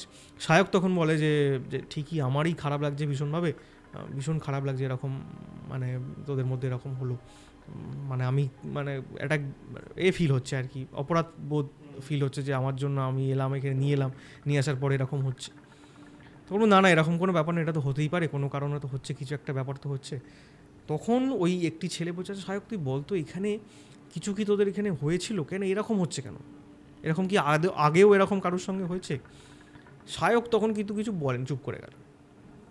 সায়ক বলছে না এরকম কিছু হয়নি, ওদেরকে কিনা বলতে চাইলো না। সেটা সবাই বুঝতে পেরেছে যে সায়ক এড়িয়ে গেল কথাটা, যে ঠিক যেভাবে সায়কের বাবা এড়িয়ে গেছিল, সায়ক কিন্তু এড়িয়ে গেছিল। ওরা চলে এসছে, সন্ধ্যেবেলা থেকে সবার মন খারাপ, আর ও চুপ করে বসেই আছে। যে ছেলেটির এরকম প্রবলেমটা হয়েছে, ও চুপ করে বসেই আছে, কোনো কথাও নেই, কিচ্ছু নেই। এইবার মোটামুটি ধরো 8টা সাড়ে 8টা সন্ধ্যে, এবার কিছু ডিনার করার কিছুটা আগে, রাত্রে খাবার কিছুটা আগে, ও আবার বেরিয়ে পড়েছে ঘর থেকে। সবাই ওই মানে দালানে বসেছিল আর কি, মাটির যে দালান আর কি, সেখানে বসেছিল। গরমকাল তো ঘরের মধ্যে ঢুকে বসে, ও কিন্তু ঘরের বিছানাতেই বসেছিল ছেলেটি। হঠাৎ করে দেখছে ও ঘর থেকে বেরিয়ে আসছে, বেরিয়ে এসে ওই আবার বাইরে যাওয়ার দিকে যাচ্ছে। এবার কিন্তু মেন দরজা দিয়ে যাচ্ছে না, এবার ওদের পিছন দরজা দিয়ে যাচ্ছে, যেদিক দিয়ে ওরা নেশা করবে বলে রাত্রে বেরোতো, ওই পিছন দরজার দিকে যাচ্ছে। এটা তখন বলছে ওই আবার দেখো, ও আবার বেরিয়ে যাচ্ছে, ছোটো বড় টর্চ নিয়ে। সঙ্গে সাহেব বলে এই কোথায় যাচ্ছিস এত রাত্রির, ওদিকে একা যাস না, কে কার কথা শোনো, তো নিজের খেয়ালে যাচ্ছে ওদিকে। ও তখন ওইদিকে পুরোপুরি এগিয়ে যাচ্ছে, এটা সবাই পেছু যাচ্ছে। এরা ওকে বাধাও দিতে পারছে না, ধরতেও পারছে না, ভয়ও করছে। পেছনে সায়কের বাবা রীতিমতো বয়স্ক মানুষ, মানে ভেঙে পড়েছে, খারাপ লাগছে। সায়ক চেঁচিয়ে বললো যে সঙ্গে থাক, সাবধানে মানে দেখ সামলে নিয়ে আসতে পারিস কিনা, মানে যাকে বলে উনি ফেড আপ। তো এগিয়েই যাচ্ছে, সকালে যেমন দুপুরবেলা যেমন এগিয়ে গিয়েছিল, মানে বিকেলে ও আবার এগিয়েই যাচ্ছে। ও এদের পিছনে টর্চ দেখাতে দেখাতে দেখাতে দেখাতে সবাই যাচ্ছে পিছনে পিছনে গিয়ে। এইবার এরা প্রত্যেকে দেখতে পাচ্ছে ওই যে ছেলেটি যেদিকে এগিয়ে যাচ্ছে, এমনকি সায়কও দেখছে যে ও যেদিকে এগোচ্ছে সেই ও যে মানে সরু রাস্তা, তো আমবাগানের সরু রাস্তা, মানে কিছুটা দূরে মানে যাকে জাস্ট এই লাইটের একটা স্পটে কেউ বোঝাচ্ছে কোনো মহিলাকেও হেঁটে যাচ্ছে, মহিলাকেও হেঁটে যাচ্ছে আগে আগে হেঁটে হেঁটে যাচ্ছে, এর আগে কেউ হেঁটে হেঁটে যাচ্ছে অনেকটা দূরে, মানে জাস্ট একটা লাইটের একটা কিনা আভা হয় না, সেই টর্চের আভাতে বোঝা যাচ্ছে কেউ একজন যাচ্ছে আগে আগে। এরা যতই এগোচ্ছে সেও এগিয়ে যাচ্ছে যেন মনে হচ্ছে। একটা সময়ের পর যখন এগিয়ে থমকে গেল ওখানেতে, তখন কিন্তু এরা পরিষ্কার একটা আভায় বুঝতে পারছে কোনো মানে বিয়ের সাজের কোনো মহিলা সে পিছন ঘুরে, সেও পিছন ঘুরে দাঁড়িয়ে রয়েছে। মানে এই ছেলেটি দাঁড়িয়ে রয়েছে, এর পিছনে সবাই দাঁড়িয়ে রয়েছে ওইদিকে মুখ করে, আর ও একজন যিনি দাঁড়িয়ে রয়েছেন ভদ্রমহিলা ওই যে বিয়ের সাজে, তিনি ওদিকে মুখ করে দাঁড়িয়ে রয়েছে, মানে ওদের সামনে বেশ কিছুটা দূরে, অতটাও কাছাকাছি নয়, কিন্তু লাইটের আভায় বোঝা যাচ্ছে যে একজন দাঁড়িয়ে রয়েছে এবং তার পিছন দিকে ওই বিয়ের যে ওই এটা হয় না, মানে ওটাকে কি বলে, ওই লাল রঙের যেটা হয়, ওই যেটা মাথার ওপর দেয় বিয়ের সময়, চুন্নি টাইপের, হ্যাঁ চুন্নি টাইপের জিনিস, ওইটা দেয়া রয়েছে, আর মালা রয়েছে, আর কিছু বোঝা যাচ্ছে না, জাস্ট মনে হচ্ছে বিয়ের সাজেই লাল রঙের কাপড় পরে এরকম দাঁড়িয়ে রয়েছে। আর এও গিয়ে দাঁড়িয়ে গেছে, সেও গিয়ে দাঁড়িয়ে রয়েছে। এরা তো রীতিমতো তখন সায়ক তখন পুরো থমকে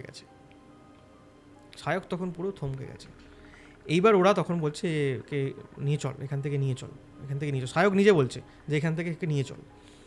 ওরা তখন ওকে সঙ্গে সঙ্গে দৌড় করে ধরেই বলে চ ফিরে চ, বলে ওর নাম ধরে ডেকেছে, ওই ছেলেটির নাম ধরে ডেকেছে, অনির্বাণ এরকম করে দুবার ডাকছে না ও, হ্যাঁ হ্যাঁ নর্মালভাবে আগে যেমন কথা বলতেছিল, হ্যাঁ আমি এখানে কি করে এলাম, একটা অদ্ভুত টাইপের, মানে কেউ যদি মানে কোনো হুঁসে ফিরে আসার পর যেরকম হয় আর কি, ঠিক সেই রকমভাবে ও বলে নর্মাল সাড়া দিতে আরম্ভ করে, এবং নর্মাল কথা বলতে বলতে ওরা কিন্তু ব্যাক করে। অবাক করা কাণ্ড, নর্মাল কথা বলছে, যখনই ওর নাম ধরে ওখানে গিয়ে ডেকেছে অবাক, মানে এবার পিছনে সায়ক ছিল, পিছনে বারবার সায়ক এইভাবে টর্চ মারতে মারতে দেখাতে দেখাতে আসছে যে পিছনে ওই মহিলাকে দেখেছে। ওরা সবাই চলে এসেছে এরকমভাবে, সবাই বাড়িতে এসে এবার বসেছে। এবার সায়কের বাবা বলছে কী হয়েছে ওখানে, ও গেল কিছু না, সায়কের বাবাকে আর কিছু বলেনি, কেউ কিছু বলেনি, ওরা খাওয়া দাওয়া করে শুয়ে পড়েছে। এবার সায়কের বাবা ডেকেছিল, সায়কের বাবা ডেকে জিজ্ঞাসা করেছে যে কী হয়েছিল, সায়ক যা বলার ওকে বলেছে, যা যা ঘটনাগুলো সেগুলো বলেছে।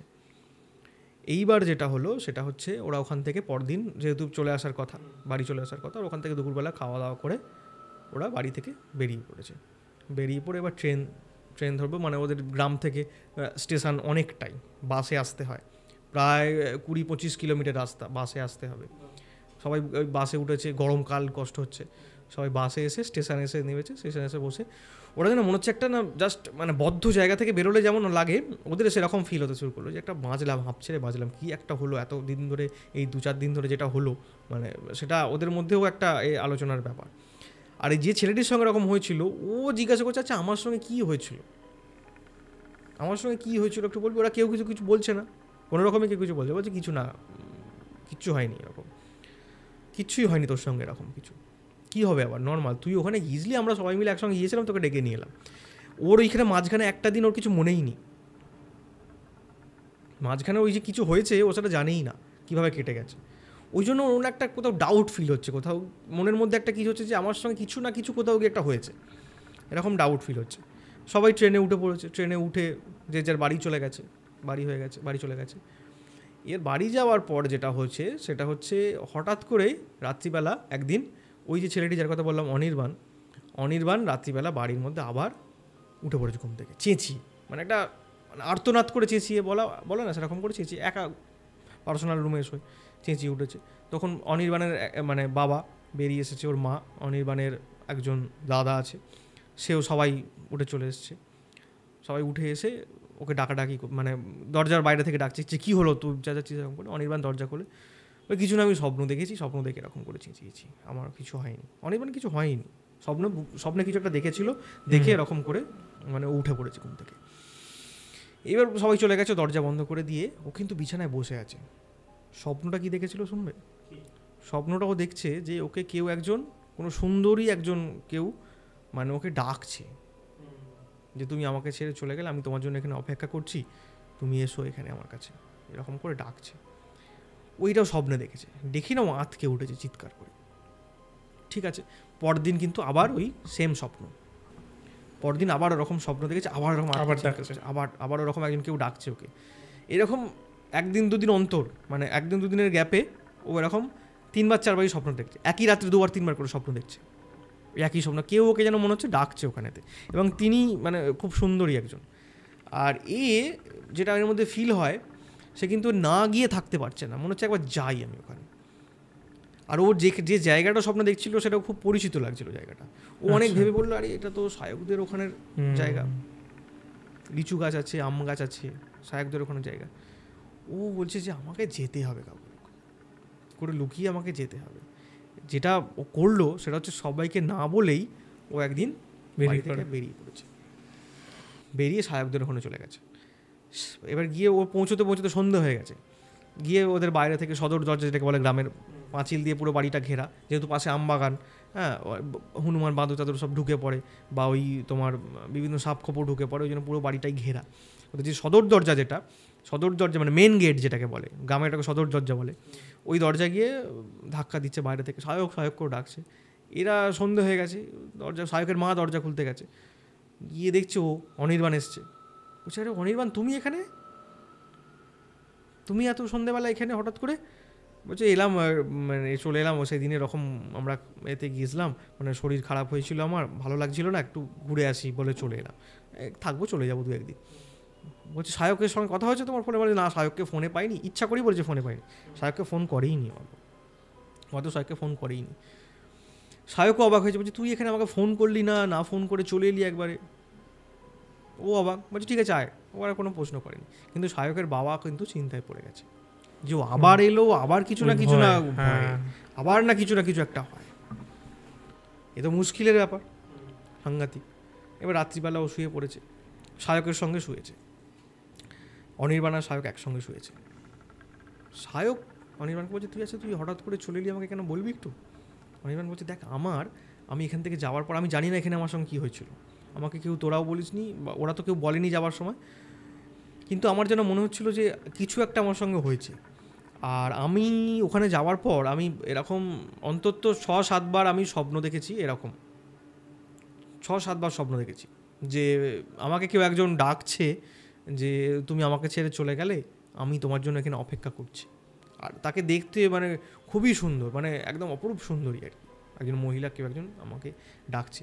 আমি যেন আরও এখানে আমার যতটা না ইচ্ছা, আমি যেন একটা টান অনুভব করছিলাম, কেউ আমাকে টানছে এদিকে আসার জন্য, কেউ ইনসিস্ট করছে আমাকে এখানেতে, যেন আমি এখানে আসি আর কি।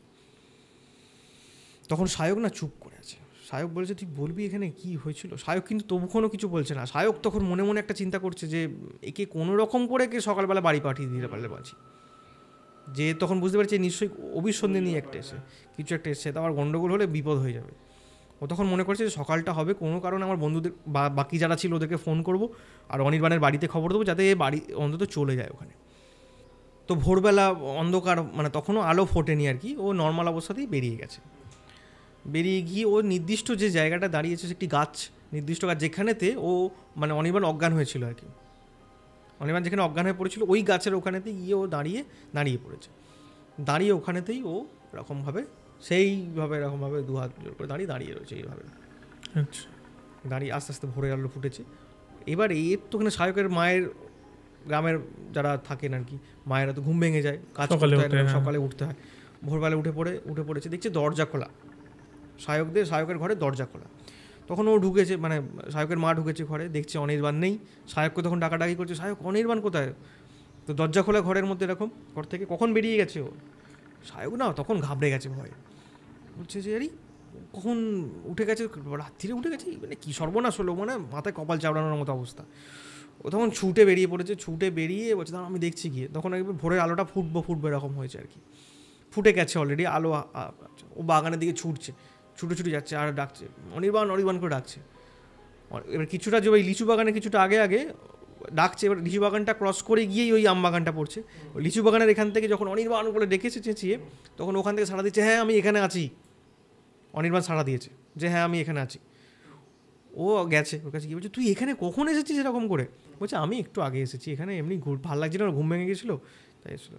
তখন সায়ক রেগে গেছে, রেগে গিয়ে বলছে দেখ এটা কিন্তু তুই ঠিক করিস নি, তুই এটা ঠিক করছিস না, এখানে দেখেছিস এখানে কিছু না কিছু গণ্ডগোল হয়েছিল যার কারণে সবাই চলে গেছে, তারপরেও তুই এখানে তো চলে এলি, এটা এলি তো এলি আবার এরকমভাবে এগুলো করছিস, সেগুলো কিন্তু আমার বাড়ি থেকে কিন্তু ঠিক হিসেবে ব্যাপারটা নিচ্ছে না, আমার বাড়ি থেকে ব্যাপারটা কিন্তু ঠিক হিসেবে দেখছে না, তুই এটা কিন্তু এরকম করিস না, এরকম করিস না। বলছে না না আমি কিছু করিনি, তুই আমাকে এরকম করে বললি, ঠিক আছে আমি চলে যাবো, থাকবো না, আমি চলে যাবো। বলছে না না তুই রাগ করিস না এরকম। বলছে না আমার জন্য সত্যিই তো তোদের এরকম অসুবিধার মধ্যে পড়তে হচ্ছে, ঠিক আছে বললো। এসে একটু রাগই হয়েছে, কথা হয়নি। দুপুরবেলা ওকে খাওয়ার বাবা মা বলছে তুমি এরকম রাগ করো না বাবা, তুমি খাওয়া দাওয়া করে যাও। দুপুরবেলা জোর করেই দুপুরবেলা ওকে খাওয়া দাওয়া করিয়ে পাঠিয়ে দিয়েছে, দিয়ে ও স্টেশনে চলে এসছে, বাস জার্নি করে স্টেশনে চলে এসছে। আবার স্টেশনে আসার পর ও না বাড়ি যেতেও চাইছেই না, কিছুতেই বাড়ি যেতে না। আর এদিকে ও চলে যাওয়ার পরেই সায়ক তখন ওর বাকি বন্ধুদেরকে ফোন করেছে, ফোন করে বলছে জানিস এরকম, হ্যাঁ এরকম হয়েছে, ও এসেছিলো, এসে এরকম করে ও চলে গেছে, তোর একটু বাড়িতে ফোন করে খবর দিত বাড়িতে বলে এসেছিলো কি না। ওর মধ্যে থেকে একজন বন্ধু ওর বাড়িতে খুব যাতায়াত ছিল অনির্বাণের বাড়িতে, অনির্বাণের বাবাকে ফোন করেছে যে কাকু এরকম অনির্বাণ সায়কের বাড়ি গেছে, আপনি জানেন? বলছে হ্যাঁ ও তো বলে গেছে সায়কের বাড়ি গেছে, তুমি যাওনি? অনির্বাণের বাবা তখন ওই ছেলেটিকে জিজ্ঞেস তুমি যাওনি? তুমি যাওনি, সবাই গেছে নাকি? বলছে আমরা তো কেউ যাইনি, ও তো আমাদেরকে বলেও নি। তখন অনির্বাণ বলছে মানে ও তো আমাকে বলে গেল যে তোমরা সবাই মিলে আবার যাচ্ছ, ওখানে কিছু একটা অনুষ্ঠান আছে ওদের বাড়ি, সেজন্য নিমন্ত্রণ করেছে আবার, সেজন্য তোমরা যাচ্ছ। ও একা গেছে? বললো হ্যাঁ ও একা গেছে, ও বেরিয়েছে, ওখান থেকে বেরিয়ে পড়েছে, আমাকে সায়ক ফোন করে বলেছে যে বেরিয়ে পড়েছে, ও হয়তো চলে আসবে, আপনি বাড়ি চলে এলো একবার আমাকে জানিয়ে দেবেন ও যে বাড়ি চলে এসেছে। বললো ঠিক আছে। এবার তো অনির্বাণের বাবাও তো চিন্তায় পড়ে গেছে যে ছেলে এরকম না বলে কেউ যায়নি, একা একা ওখানে গিয়েছিল, এরকম ব্যাপার, ওর বন্ধুরা ফোন করছে, একটা না টোটাল একটা মানে জগা খিচুড়ি টাইপের ব্যাপার তৈরি হয়েছে সবার মধ্যে একটা ডাউট ফিল হচ্ছে যে কি হচ্ছে অ্যাকচুয়ালি এই জায়গাটা, কি হচ্ছে এরকম। আর ওদিকে তোমার অনির্বাণ স্টেশনে বসেই আছে, ও ট্রেনই ধরলো না, সেই ধরেনি না, ট্রেনই ধরলো না, ট্রেন ধরলো না। ওই দিন ওই সারা রাত ওই বর্ধমান স্টেশনে বসেছিল, পরদিন সকালে ট্রেন ধরেছে, পরদিন সকালে ট্রেন ধরে বাড়ি গেছে। বাড়ি পৌঁছতে এবার ওর মানে অনির্বাণের বাবা ওই ছেলেটিকে বলেছে ফোন করে যে এরকম অনির্বাণ বাড়ি চলে এসেছে। এবার তো ওকে তো রীতিমতো খুবই ইউনিভার্সিটিতে পড়ে, মানে তো একটা বড় হলেও তো একটা শাসনের জায়গা আছেই, তখন বাবা খুবই ওকে মুখটুক করে আর কি, বকাঝকা করে। বকাঝকা করার পর তুমি কেন ওখানে গিয়েছিলে, ওখানে তুমি একা কেউ যায়নি, কী করতে গিয়েছিলিস তুই, প্রশ্ন করতে থাকে। ও কিন্তু কোনো প্রশ্নের উত্তর দেয়নি, যথারীতি ঘরে গিয়ে যেহেতু সারা রাত জেগেছিল গিয়ে ঘুমিয়ে পড়েছে। ঘুমিয়ে পড়ে দুপুরবেলা যখন আমার মা ডাকতে গেছে, মানে তোমার অনির্বাণের মা অনির্বাণকে ডাকতে গেছে যে বাবু দরজা খোল, দুপুরের খাবি তো, তুই এসে থেকে কিছু খাসনি। তখন অনির্বাণ মানে ওর মা শুনতে পাচ্ছে অনির্বাণ কাউকে ভেতর থেকে বলছে যে আমি বিয়ে করবো না, আমাকে ছেড়ে দাও। আবার বাড়িতে তো প্রথমবার না, ওখানে তো হয়েছিল, ওখানে হয়েছিল ওই বিয়ের কথাটাই বাড়িতে, নিজের বাড়িতে প্রথমবার। অনির্বাণের মা ভালো করে দরজার দিকে কান দিয়ে শুনে বলছে কার সঙ্গে কথা বলছে, বিয়ে করবো না ছেড়ে দাও। এরা ভেবেছে হয়তো কোনো সম্পর্ক বা রিলেশনশিপ প্রেমের কোনো ব্যাপার নিয়ে কথা বলছে। সঙ্গে সঙ্গে ওর বাবাকে ডেকে নিয়ে আসে, অনির্বাণের বাবাকেও ডেকে নিয়ে এসে বলছে দেখো অনির্বাণ কাকে একই কথা বলে যাচ্ছে, আমাকে বিয়ে করবো না, ছেড়ে দাও, আমাকে বিয়ে করবো না, আমাকে ছেড়ে দাও। তখন অনির্বাণ বলছে ছেড়ে দাও, এরকম ভয় পেয়ে বলছে কেন? তখন ওরা দরজা ধাক্কা দিয়েছে, অনির্বাণের ডাক নাম ধরে বাবু বাবু করে ডেকেছে। তখন কিছুক্ষণ পর না অনির্বাণ মানে যেটাকে বলে ছুটে এসে দরজা খুলেছে। দরজা খুলেই ওর বাবাকে জড়িয়ে ধরেছে, বাবা আমাকে বাঁচাও, আমাকে বাঁচাও, আমাকে থাকতে দিচ্ছে না, আমাকে এরকম উত্তপ্ত করছে, আমি বিয়ে করবো না বাবা, আমাকে বাঁচাও, আমি বিয়ে করবো না, আমাকে বাঁচাও, এরকম করছে। তুই কাকে বিয়ে করবি না, ঘরের মধ্যে কে আছে? দরজা খুলে দেখছি কেউ নেই, কোথাও নেই, আমরা আছি তো, এখানে কেউ নেই, তুই কাকে এরকম করে বলছিস? বসে ওর মা মাথা হাত বলেছে। সঙ্গে সঙ্গে না যে ছেলেটিকে ফোন করেছিল, যার ওর বাড়িতে যাতায়াত ছিল, ও ফোন করেছে, বলছে যে তুমি যে তো কিছু হয়েছিল ওখানে, তোমরা যে গিয়েছিল ওর বাড়িতে, ওই এখানে আসার পর থেকে এরকম বলছে, এরকম কি কিছু হয়েছিল, তোমরা কিছু জানো, তোমরা কি কিছু লুকোচ্ছ আমার থেকে, কেন ও একা ওখানে গেল কেন, এত ডাউট হয়েছে। আর অনির্বাণের বাবা হচ্ছেন মানে ওয়েস্ট বেঙ্গল পুলিশের একজন পদস্থ কর্তা যাকে বলে। আচ্ছা। আর উনি একটু যাই হোক একটু সন্দেহ আছে ওনার মধ্যে বাতিক, তো উনি ওনাকে মানে ওই ছেলেগুলোকে বন্ধুকে প্রশ্ন করতে শুরু করে যে এরকম তোমরা গিয়েছিলে ওখানে কি কিছু হয়েছিল, এরকম ঘটনা ঘটাচ্ছে এরকম করে, এরকম তো হওয়া স্বাভাবিক নয়, কোনো দিনই এরকম হয়নি।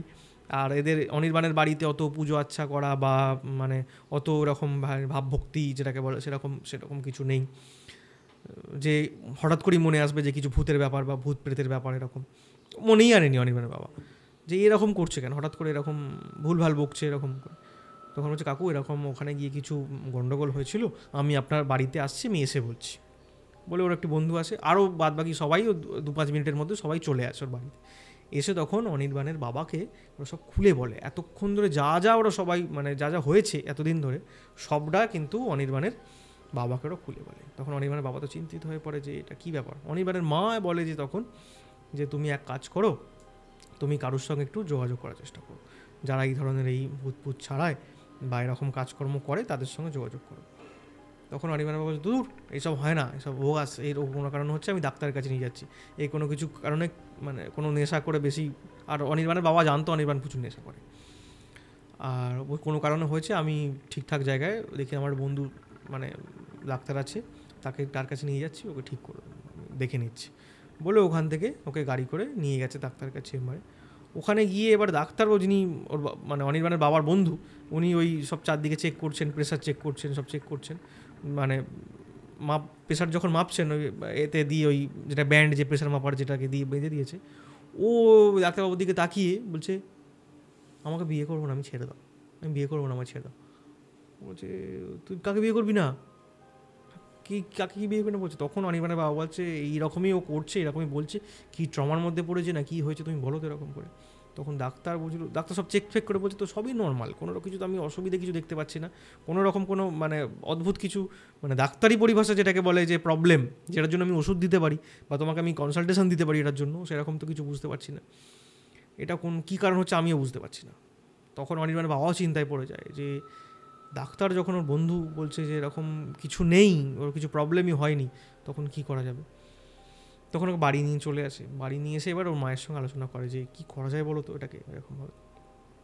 তখন ওই একটি বন্ধু মানে অনির্বাণের একটি বন্ধুকে ফোন করে যে এরকম করছে, কি করা যায় বলো তো, তোমরা তো ওখানে গিয়েছিলে সায়কের ওখানে, ওখানে কি হয়েছিল, ওই যে যিনি ওঝা টোঝা এরকম হয়েছিল ওখানে, ওনাকেই কি একবার এখানে ডাকা হবে বা ডাক করানো হবে এরকম কিছু। তখন আরেকজন বন্ধু বলে যে উনি তো মানে ওই জাস্ট জল পোড়া তেল পোড়া দেন, এটা যা বুঝতে পারছি কাকু, আমি আপনাকে যেটা বলছি। আর এই ছেলেটা একটু সব দিকে মানে জ্যোতিষ তন্ত্র এইসব একটু ভালোবাসে আর কি, চর্চা করে, পড়াশোনা করে। তখন বলে যে মানে আপনি এরকম একটা জায়গা আমার পরিচিত আছে, আপনি সেখানে হয়তো যেতে পারেন, মানে যান আর কি এরকম। তখন বলে কোথায়, তখন ও মানে ওনাকে পাঠিয়েছিল খড়দার দিকে একটা জায়গায়, খড়দার দিকে কোনো একটা জায়গা, সেখানে কোনো একজন আছেন মানে তান্ত্রিক, ওনার কাছে যাওয়া হয়। ভদ্রলোক মুসলিম তন্ত্র সাধনা করেন আর কি, তন্ত্র মানে মুসলিম তন্ত্র যেটাকে বলে, ওই ওনাদের ধর্ম অনুযায়ী সেই চর্চা করে। তো ওনার কাছে সায়কের বাবা নিয়ে যান, যদিও বিশ্বাস করতেন না। এবং উনি যে বললাম ওয়েস্ট বেঙ্গল পুলিশের পদস্থ একজন কর্তা, উনি নিজস্ব গাড়ি পান, উনি ওই গাড়ি রেখে অন্য গাড়ি ব্যবহার করে গেছেন ওখানে, কেন পুলিশ লেগে এতে গাড়ি ওই বাতি নীল বাতি দেয় গাড়ি, গভর্নমেন্টের গাড়ি নিয়ে তো যাওয়া ওখানে ঠিক হবে না। তো উনি ওনার মানে প্রাইভেট একভাবেই গেছেন, সেখানে গিয়ে ওই ভদ্রলোককে দেখিয়েছেন। ভদ্রলোক বলছেন যে এর ওপরে কিছু একটা আকর্ষণ করে রয়েছে, যেটাকে আমরা এখন পরিভাষা যেটাকে পজেস্ট বলে বা যা কিছু বলছো, যে কারোর কিছু একটা দৃষ্টি পড়ে রয়েছে, ওদের ভাষায় বলেছে। বলে ওরা ওই মানে ওই দিয়ে চামড় দিয়ে নানা রকমের মাথা টাটা বুলিয়ে, যেটাকে বলে জল পোড়া ফলপোড়া দিয়ে সব দিয়ে করে পাঠিয়ে দিয়েছে, বাড়ি চলে এসছে। মাঝে মধ্যেই যখনই হচ্ছে কিছু সময় অন্তর আবার বলতে থাকছে যে আমি বিয়ে করবো না, আমি ছেড়ে দেবো, আমি বিয়ে করবো না, আমি ছেড়ে দেবো, আস্তে আস্তে বলতেই থাকছে। ওখানে গিয়েও কিছু হলো না। তখন আবার ওই সায়কের বাবা বন্ধুকে ফোন করেছে যে এরকম তো গিয়েছিলাম, তো ওখানে তো তারপরেও তো এরকম করছে, এবার কী করা যায়। তখন এরা আর তো কিছু হেল্পলেস, ওরাও কিছু বলতে পারছে না। দিয়ে এবার সায়ক মানে অনির্বাণ বাড়িতেই রয়েছে। সায়ক মাঝে মাঝে ফোন করে খবর নিচ্ছে ওর গ্রামের বাড়ি থেকে যে এরকম হয়েছে কি না বা ঠিকঠাক হয়েছে কি না। তখন অনির্বাণের বাবা বলছে না ঠিকই হয়নি কিছু, তোমাদের ওখানে কি এরকম কেউ আছে জানাশোনা যার কাছে এরকম দেখানো যায়, ঠিক করা যায়, কারণ ডাক্তারও ফেল হয়ে গেছে, ডাক্তারও কিছু করতে পারছে না, কী করা যায় না করা যায় এরকম।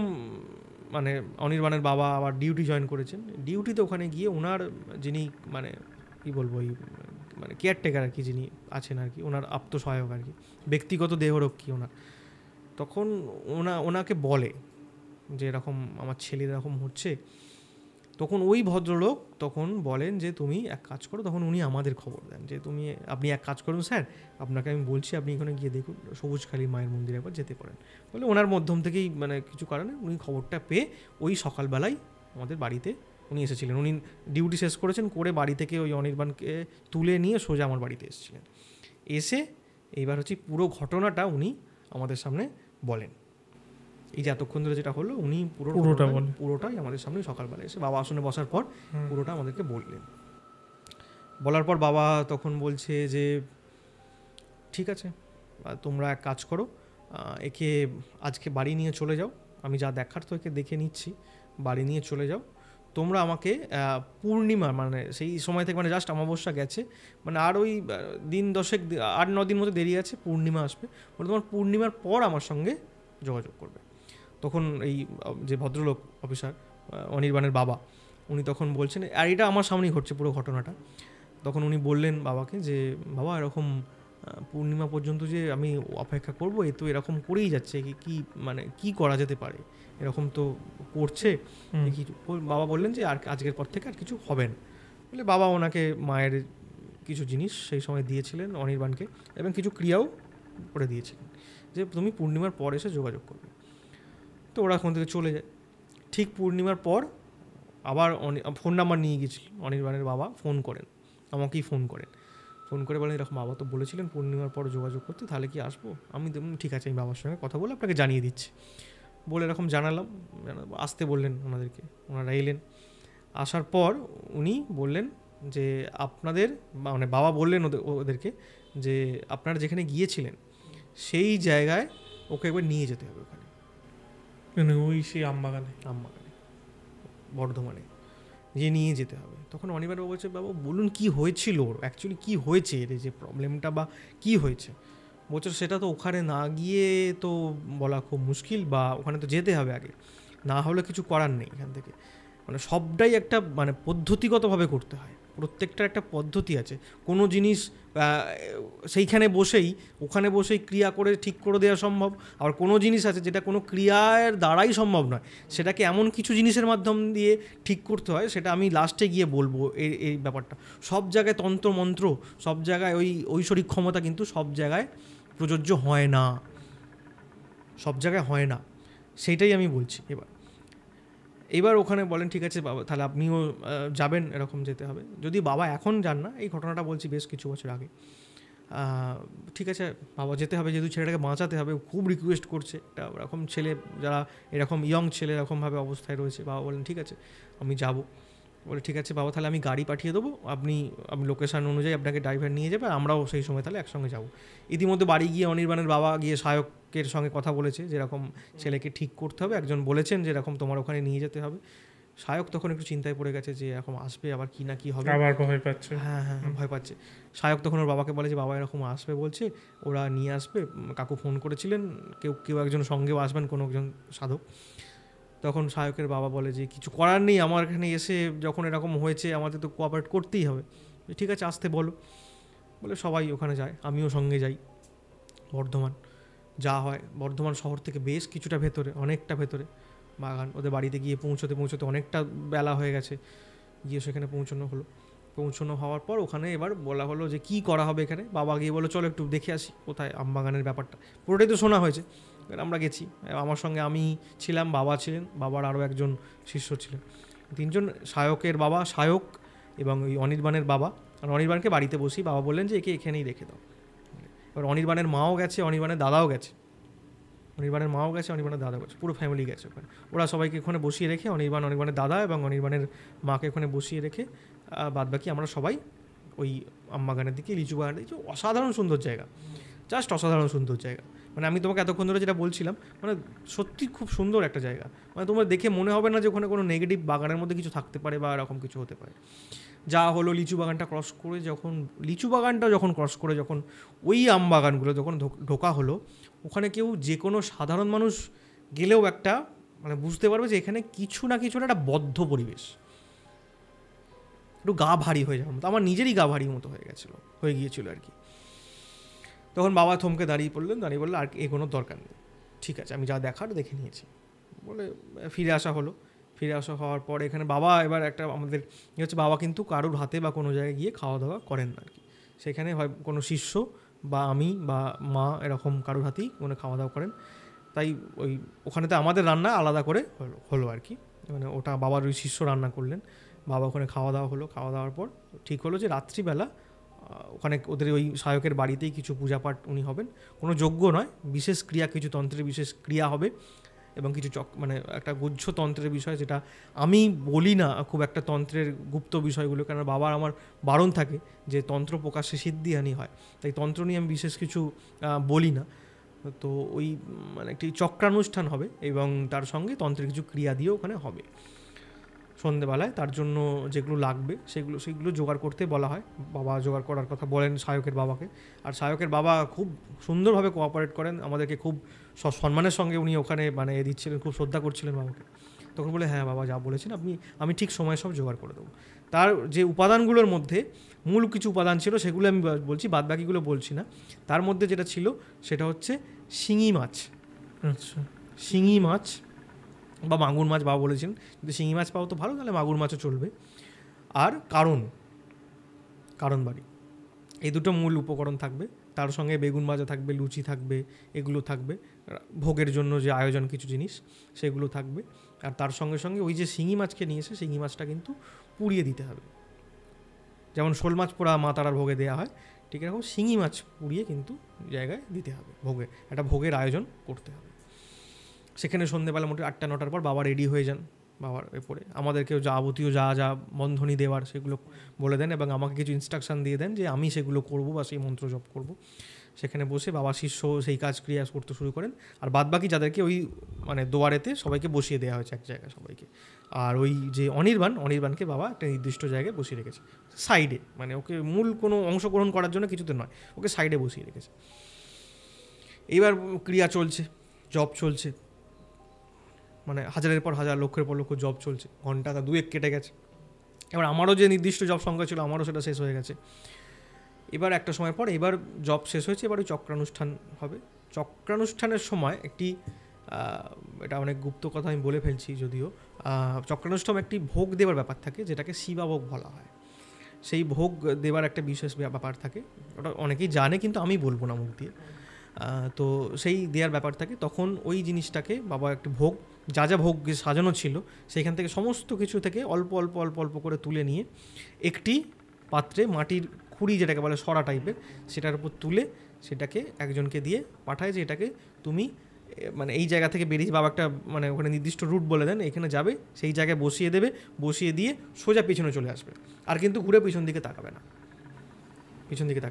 এবার বাদ বাকি তো কেউ যেতে চাইছে না, বাকি ছেলেগুলো কেউ যেতে চাইছে না, কে যাবে? তখন সায়কের বাবা বললো যেহেতু ওর বল বাবা আমাকে দিন, আমি যাচ্ছি। বাবা বলে না তুমি গেলে হবে না, এদের মধ্যে থেকে কাউকে যেতে হবে। তখন সায়ক বলে তাহলে আমি যাই। বাবা তখন বললো যে যাও, তুমি যাও। বলো সায়ক গেছে। সায়ক গিয়ে মানে যতটা ডিস্টেন্স বলেছিল, গিয়ে মানে কয়েক সেকেন্ডের মধ্যে সায়ক ব্যাক, সায়ক গিয়ে সঙ্গে সঙ্গে চলে এসছে। মানে ভয়ে ছুটে চলে আসা, যেটাকে বলে ভয়ে ছুটে, মানে হাঁপাতে যেটাকে ছুটে চলে আসা। তখন ছুটে চলে এসছে, এসে বলছে সবাই তোর দিকে তাকাচ্ছে, বাবা ওর দিকে তাকিয়েছে, তাকে বলছে চুপ করে বসো। বাবা বুঝতে পেরেছেন, বলো চুপ করে বসো ওখানে, করে বসো। কিছুক্ষণ পর বললে কী দেখেছো ওখানে গিয়ে? তোমাকে পিছন করে তাকাতে বারণ করেছিলাম না? বলছে আমার অন্যায় হয়ে গেছে। সায়ক বলছে আমার অন্যায় হয়ে গেছে। বলছে কী দেখেছিস? ওকে পাশ থেকে একজন বন্ধু বলছে কী দেখেছিস? বলছে চুপ কর না, কী দেখেছি? বলছে কী দেখেছো বাবা? এবার বাবাকে জিজ্ঞেস করছেন কী দেখেছো তুমি বলো। বলছে আমি তো, আপনি বললেন যে ওখানেতে রাখতে, আমি ওখানে রেখেছি, রেখে আমি এবার চলে আসবো, হঠাৎ করে এটা মানে নূপুরের আওয়াজ বা গহনার আওয়াজ জাতীয় কিছু একটা আওয়াজ শুনতে পাই আমি।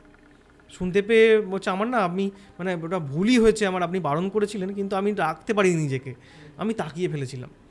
তাকিয়ে ফেলে দেখলাম একজন দাঁড়িয়ে রয়েছেন, ওই বিয়ের সাজে একজন দাঁড়িয়ে আছেন কিছুটা দূরে,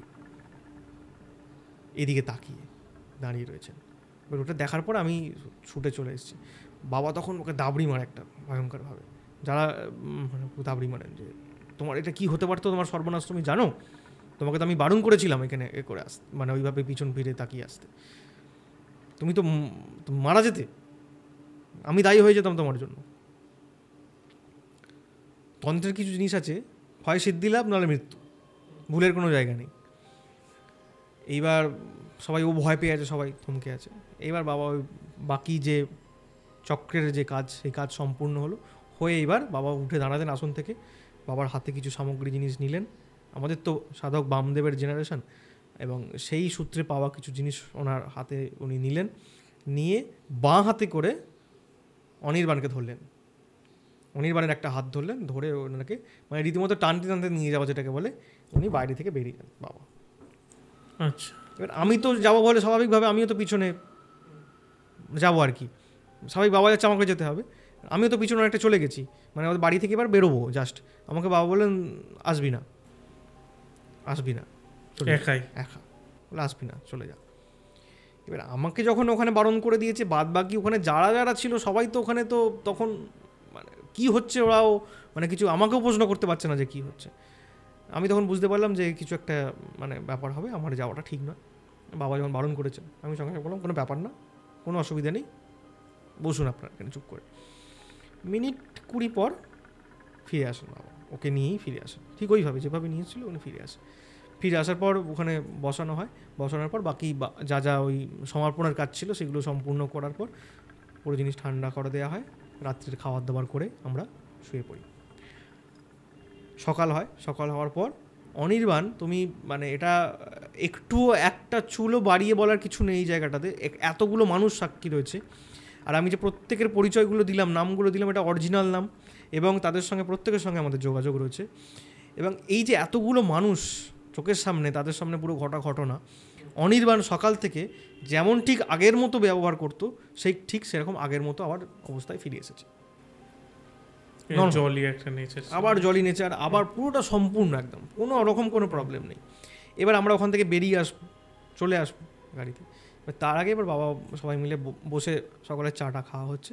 এবার সবারই এক প্রশ্ন যে কি হয়েছিল বা কি ছিল, তখন এটা বল, তখন বাবা বলেন যে এটা আমি বলার থেকে, আমি তো বলছি পরে, আমি বলার থেকে এখানে কী ছিল সেটা ওই সায়কের বাবা কার্তিক বাবু বলছে, কার্তিক বলো তোমার এখানে কী হয়েছিল বলো তো সবাইকে, তুমি তো বলোনি বোধ হয় এদেরকে কাউকে কিছু। তখন কার্তিক বাবু মানে সায়কের বাবা বলছে না, বলছে ঘটনাটা শুনলে তুমি চমকে যাবে যে কী কী কেন এই ঘটনাটা এত কিছু। ওখানে তো ওই গ্রামেরই, ওদেরই পাশের মানে গ্রামে বাড়ি, একটি মেয়ের বিয়ের ঠিক হয়েছিল, বিয়ের দিন মানে সব আয়োজন হয়ে গেছিলো। মেয়ের বাবা ওই আমবাগান চাষ করেই মানে ওদের সংসার চলে, খুব যে ওরা বিরাট প্রভাব প্রতিপত্তি আছে তা নয়, একটা মেয়ের বিয়ে দিচ্ছে, সমস্ত কিছু সর্বশান্ত হয়ে গহনা থেকে শুরু করে খাওয়া দাওয়ার আয়োজন সমস্ত কিছু সেই দিন আয়োজন হয়ে গিয়েছিল।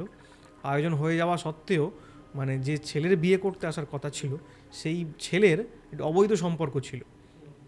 সেই অবৈধ সম্পর্কটা ওখানে মানে ছেলের বাড়িতে জানাজানি হয়ে যায়, ভীষণভাবে ভীষণ অশান্তি হয়। যার সঙ্গে অবৈধ সম্পর্ক ছিল তারই পরিবারের একজন মানে দূর সম্পর্কের, তার মানে দাদার ওয়াইফ, উনি ওখানে মানে আত্মহত্যা করে নিয়েছিলেন। যেহেতু জানাজানি হয়েছে ওখানে আত্মহত্যা করে নিয়েছিলেন, আর সেই জন্য আর বিয়ে করতেও আসেনি ছেলে। বিয়েটা ভেঙে যায় কনে সাজ অবস্থা, মানে বিয়ের দিন সন্ধেবেলা এই ঘটনাগুলো হয়েছিল, যার কারণে ওই মেয়ে লুকিয়ে বাড়ি থেকে বেরিয়ে গিয়ে ওই আমবাগানে গাছের সঙ্গে ওই তোমার শাড়ির জড়িয়ে ওখানে সুইসাইড করে, আত্মহত্যা করে। ওকে খুঁজে পাওয়া যাচ্ছিল না প্রথমটাতে, সবাই খুঁজে মেয়ে কোথায় গেল। মাঝরাত্রে সবাই যখন এবার মনে পড়েছে যে আমবাগানের দিকে একটু খোঁজা হোক, আমবাগানের দিকে যখন সবাই খুঁজে পায় তখন ঝুলন্ত অবস্থায় ওকে পাওয়া গিয়েছিল মেয়েটাকে, আর ওই কোণে সাজ অবস্থাতেই ঝুলন্ত অবস্থায় পাওয়া গিয়েছিল। এই দৃশ্যটা দেখার পর সকালবেলা যখন মেয়েকে ওখান থেকে নিয়ে চলে আসা হয়, মেয়েকে মানে ওই মানে যে ভদ্রলোক ছিলেন মেয়েকে নিয়ে চলে আসা, বাবা, মেয়ের বাবা আর কি, মেয়ের বাবা এক ধরনের ওই বিষ পাওয়া যায়, ঠিক আছে, ওই যেটা কীটনাশক ব্যবহার হয় চাষের ক্ষেত্রে, সেই ওই কীটনাশক খেয়ে নিয়েছিলেন। তিনি বিষ খেয়ে ওই মেয়ের বাবাও আত্মহত্যা করেছিলেন। মানে একই দিনে প্যাথেটিকভাবে দুজন মারা গিয়েছিল বিয়ের কারণে। মেয়ের বাবা সর্বশান্ত হয়ে গেছে, মেয়েও চলে গেল ওই দিক থেকে, তার সর্বশান্ত হয়ে গেল সব দিক থেকে, মানে আত্মহত্যা করেছিলেন দুজনেই। এই যে বললাম না, ওই যে প্রথমে যে বসে থাকতেন ভদ্রলোক, যে কাকা, যাকে কাকা কাকা বলে ডাকছিল, ওটা হচ্ছে ওই মেয়েটার বাবা। আর কোনো কারণে ওই মেয়েটির এই অনির্বাণকে খুব পছন্দ হয়েছিল, যার কারণেই ওকে একটু অ্যাট্রাক্ট করতো যে এরকমভাবে তুমি আমার কাছে এসো বা মানে এ করো, এটা করতো। এটা সায়ক মানে ওই কার্তিকবাবু কথাটা বললেন। বাবা তখন চুপ করে আছেন। আমি তখন বললাম যে এর প্রতি কেন এরকম হলো, এর প্রতি কেন এরকম করলো? তখন অনির্বাণকে বাবা বলছেন, অনির্বাণ সত্যি কথাটা বলবি না আমি বলবো? তখন অনির্বাণ বলছে যে যে আমার একটা ভুল হয়ে গিয়েছিল, আমার একটা ভুল হয়ে গিয়েছিল। চুপ করেছে, বাবা মা আছে, বাবা মার দিকে তাকাচ্ছে, বলতে একটা ইতস্তত বোধ করছে। তখন সবাই বলছে বল কি হয়েছিল। অনির্বাণ প্রথম দিন যেদিনকে খেতে খেতে ওই গাছ থেকে যে দূরে দেখতে পেয়েছিল যে কাকা নেমে আসছে, ও যখন ওই গিয়েছিল, বললাম না 2-3 মিনিটের একটা গ্যাপ ছিল, ও যাওয়ার পেছনে গিয়ে অজ্ঞান অবস্থায় পেয়েছিল অনির্বাণকে। ওই সময় ওখানে গিয়ে দেখেছিল যে এই কোণের অবস্থায় একজন মেয়ে দাঁড়িয়ে আছে, ও সামনাসামনি হয়ে গেছিলো, একদম সামনাসামনি হয়ে যেত না, ও ওর ওপর মানে হাত ধরতে যায় আর কি, কিছু অশালীন কিছু মানে এ করতে যায়। তখনই ওই তারপর থেকেই ওর যাবতীয় প্রবলেমগুলো শুরু হয়। ওকে তো অজ্ঞান অবস্থায় পেয়েছিল, আর হতে যে দাগ অবস্থায়, যে গালে দাগ অবস্থায় ওকে পাওয়া গিয়েছিল। এই মেয়েটির এই প্রভাবেই কিন্তু এত কিছু হলো। এইবার হচ্ছে যে বাবা, এবার আমি তোমাকে বলি যে বাবা যে ওকে নিয়ে গেল ওখানেতে, আমি যে বলছিলাম না কিছু জিনিস তন্ত্রমন্ত্রের থেকে অনেক কিছু জিনিস থাকে যেগুলো এই প্রেতাত্মা বলো বা এই যে খারাপ শক্তি বলো, কিছু জিনিস থাকে যারা কিন্তু সবার বশে থাকে না। কিছু সবার বশে থাকে, তাদেরকে তন্ত্রমন্ত্র সেই শক্তি ফোর্সফুলি তাদেরকে সেখান থেকে সরাতে হয়। আর কিছু জিনিস থাকে যাদেরকে ভালো করে বুঝিয়ে ভালোবাসার দ্বারাও সরানো যায় বা ঠিক করা যায়। কিছু ক্ষেত্রে সেই অ্যাপ্লাইগুলো বাবা বা দাদু বা আমাদের ক্ষেত্রেও সেই জিনিসগুলো কিন্তু আমরা করে থাকি। সেখানে গিয়ে নিয়ে যাওয়া হয়েছিল ওখানে ওই অনির্বাণকে, যাতে ওই মহিলাকে মানে যিনি এরকম করেছিলেন তাকে বুঝিয়ে ওই জায়গায় ওকে ক্ষমা স্বীকার করি, যাতে জিনিসটাকে পুরো ঠিক করে দেওয়া হয়, যাতে আর কোনো রকমভাবে সেখানে আর কোনো কিছু অসুবিধে না হয়। এবং ওই আমবাগানটিকে শুধুমাত্র অনির্বাণকে নয়, এবং ওই আমবাগানটিকে যেহেতু একরকম ওখানে আত্মহত্যা করেছিল, ওটাকে দূষিত হয়ে গিয়েছিলো ভীষণভাবে, ওটাকে ওখান থেকে শুদ্ধ করা হয়, পুরো বিষয়টাকে শুদ্ধ করা হয়, ওনাকে ওখান থেকে সরিয়ে দেওয়া হয়। এই জিনিসটা হচ্ছে। আর একটা জিনিস হয়, আমি তোমাকে যেটা বলছিলাম, যে এই বিষয়টার ওপরেই কথাগুলো আসে, যে কিছু ক্ষেত্রে মানে আমাদের কাজ কি, আমাদের কাজ হচ্ছে একটা জায়গায় সমস্যা, এই ধরনের সমস্যা হচ্ছে, যে কোনো সমস্যাই হয়, ভৌতিক বিষয় যদি পার্টিকুলারলি বলি, কোনো জায়গায় একটা ভৌতিক সমস্যা হচ্ছে, সেখানে গিয়ে শুধু আমরা ইনভেস্টিগেটার না, যে ইনভেস্টিগেট করলাম, সেখানে মেশিন টেশিন নিয়ে ঘোঁচাঘুচি করলাম, যে ফিরে চলে এলাম, এটা নয়। আমাদের কাজ হচ্ছে পুরোটাকে ঠিক করা। কিছু ক্ষেত্রে আমি বারবার এটা সব জায়গায় বলি, যে এই যে গিয়ে কিছু হলেই আগেই কিছু প্যারানর্মাল ইনভেস্টিগেটরদের আমাকে হয়তো এটা খুব খারাপ মানে লাগতে পারে, কিন্তু অ্যাকচুয়ালি যারা জিনিসগুলোকে, আমি তাদের কাছে অনুরোধ থাকবে আমার এটাই, যে যদি সেই ক্ষমতা থাকে যে কোনো কারণ, যে কোনো বিষয় দিয়ে, যে এই ভৌতিক সমস্যাটা হচ্ছে সেখান থেকে আমরা এটাকে রিমুভ করে দিতে পারবো, তবেই সেখানে যাওয়া উচিত তাদের। নচেত সেখানে গেলাম, গিয়ে আপনি এখানে আছেন, আপনার উপস্থিতি জানান দিন, এই সমস্ত করে মোচাকুচি করে জিনিসটা আলটিমেটলি খারাপ হয়, ভালো হয় না। যে ওই মানে স্পিরিট বলো বা যে প্রেতাত্মা বলো বা যাই বলো না কেন, তাকে যে আমরা খুব সহজেই যদি ঠিক করা যায়, ওই রকম করার ফলে সেগুলো আরও বিরূপ হয়ে যেতে পারে। এটাই হচ্ছে ব্যাপার। ওই জন্য ওখানে ওই কিছু জিনিস ভালোবাসার দ্বারাও সম্ভব, মানে আমরা শুধু ইনভেস্টিগেট করি না, পুরো ব্যাপারটাকে সেই জায়গা থেকে একটা শুদ্ধ জায়গাও মানে ফিরিয়ে নিয়ে আসা হয়, যেটা ঠিক ওখানে ওই বর্ধমানের এই ঘটনাটাতে হয়েছিল। ওই যেহেতু উনি ভালোবাসার কাঙাল ছিলেন, মানে উনি তো একটা মানুষ বিয়ে করবে বলে এই জায়গায় উনি ভেবেছিলেন, সেখানেতে তারপরেও এর প্রতি একটা সেই ভালোবাসার জায়গা তৈরি হয়েছিল, অ্যাট্রাক্ট হয়েছিল কোনো কারণে, আর এই নোংরামি করতে গিয়েছিল, যার কারণেই রয়েছিল। আর ওনার মধ্যে তো ভালোবাসা রয়েছে ওই প্রেতাত্মার মধ্যে, হলেও কিছু জায়গায় হয়তো সেই সূক্ষ্ম জায়গা ছিল, যার কারণ দিয়েই বাবা ওইটা ভেবে নিয়েছিলেন যে এইভাবেই সরানো সম্ভব। তাই সবথেকে ভালো বিষয় এই ঘটনাটার সেটা হচ্ছে যে মানে যেটা হয় আমরা দেখি যে তান্ত্রিকরা সবসময় একটা যজ্ঞ করে বা ধরো না ছাড়তে চাইলে সেই ঝাঁটার বাড়ি, মানে এগুলো তো আমরা দেখেছি, মানে এগুলো হয়, এগুলো একটা দিক। কিন্তু ভালোবাসা দিয়েও ভূতকে, যে ভূত প্রেত আত্মা যাই বলি আমরা, সেটাকে সরানো যায় আর মুক্তিও দেওয়া যায়। আমি যদি বলি যাদের সঙ্গে এই জিনিসগুলো যতক্ষণ না ঘটছে তারা কিন্তু এই জিনিসগুলোকে মানতেই পারবে না যে এরকমও হয়। যতক্ষণ না তার সঙ্গে ঘটছে তারা মানতে পারবে না, স্বাভাবিক, এটা তাদের দোষ নেই। যাদের সঙ্গে হবে তখনই সে বুঝতে পারবে যে এগুলোর কতটা মানে গুরুত্ব রয়েছে।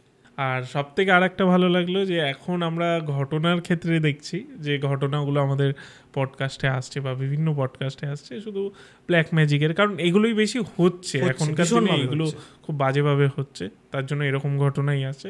বাট এই ঘটনাটা সত্যি মানে একটু অন্য রকম, অন্য ধরনের। মানে এখানে না আছে কোনো ব্ল্যাক ম্যাজিক, না আছে কিছু, একটা পিওর মানে যদি বলি যে ভৌতিক ঘটনা, গ্রাম বাংলার ভৌতিক ঘটনা। হ্যাঁ, মানে সব থেকে ইন্টারেস্টিং এটাই, মানে এই ঘটনাটার মধ্যে আমি জানি না দর্শক কী বলবে, আমি ঠিক ছোটোবেলায় আমাদের দাদু ঠাকুমা যেরকম ঘটনা বলতো সেই ঘটনার স্বাদটা পেলাম। আমি ঘটনার অ্যাসপেক্টে বলছি, আমি একবারও বলছি না যে ঘটনাটা সত্যি মিথ্যে, সেই অ্যাসপেক্টে বলছি না, ঘটনার অ্যাসপেক্টে। যাই হোক, আপনাদের কেমন লাগলো দেবজ্যোতিদার এই ঘটনাটি আমাদের অবশ্যই কমেন্টে জানান। আর আপনারাও যদি এখানে আসতে চান, নিচে একটি নাম্বার যাচ্ছে, সেই নাম্বারে আপনাদের পুরো ঘটনা, অর্থাৎ আপনাদের সাথে হওয়া বা আপনাদের শোনা কোনো ঘটনা আমাদের অডিও রেকর্ড করে হোয়াটসঅ্যাপে পাঠিয়ে দিন, আমরা শুনবো, তারপর আপনাদের ডেকে নেবো এইখানে। আজকের মতো আসছি। দেবজ্যোতিদা, থ্যাংক ইউ, তুমি এত সুন্দর একটা ঘটনা আমাদের শোনালে। আমিও তোমাদের প্রতি কৃতজ্ঞ, তোমার এন্টায়ার টিম পুরোটা, এবং মা সবুজকালীর কাছে প্রার্থনা এটাই করব যে তোমরা আরও এগিয়ে চলো এবং মায়ের আশীর্বাদ তোমাদের উপর বর্ষিত হোক এবং অনেক দূর পর্যন্ত তোমরা এগিয়ে যাও। Thank you. আর হ্যাঁ, একটা জিনিস, সাবস্ক্রাইবটা প্লিজ করে দিন। আমি বলি না সচরাচর, বাট আজকের ঘটনাটা এরকম যে এইটুকু রিকোয়েস্ট তো করতেই পারি। থ্যাংক ইউ দাদা।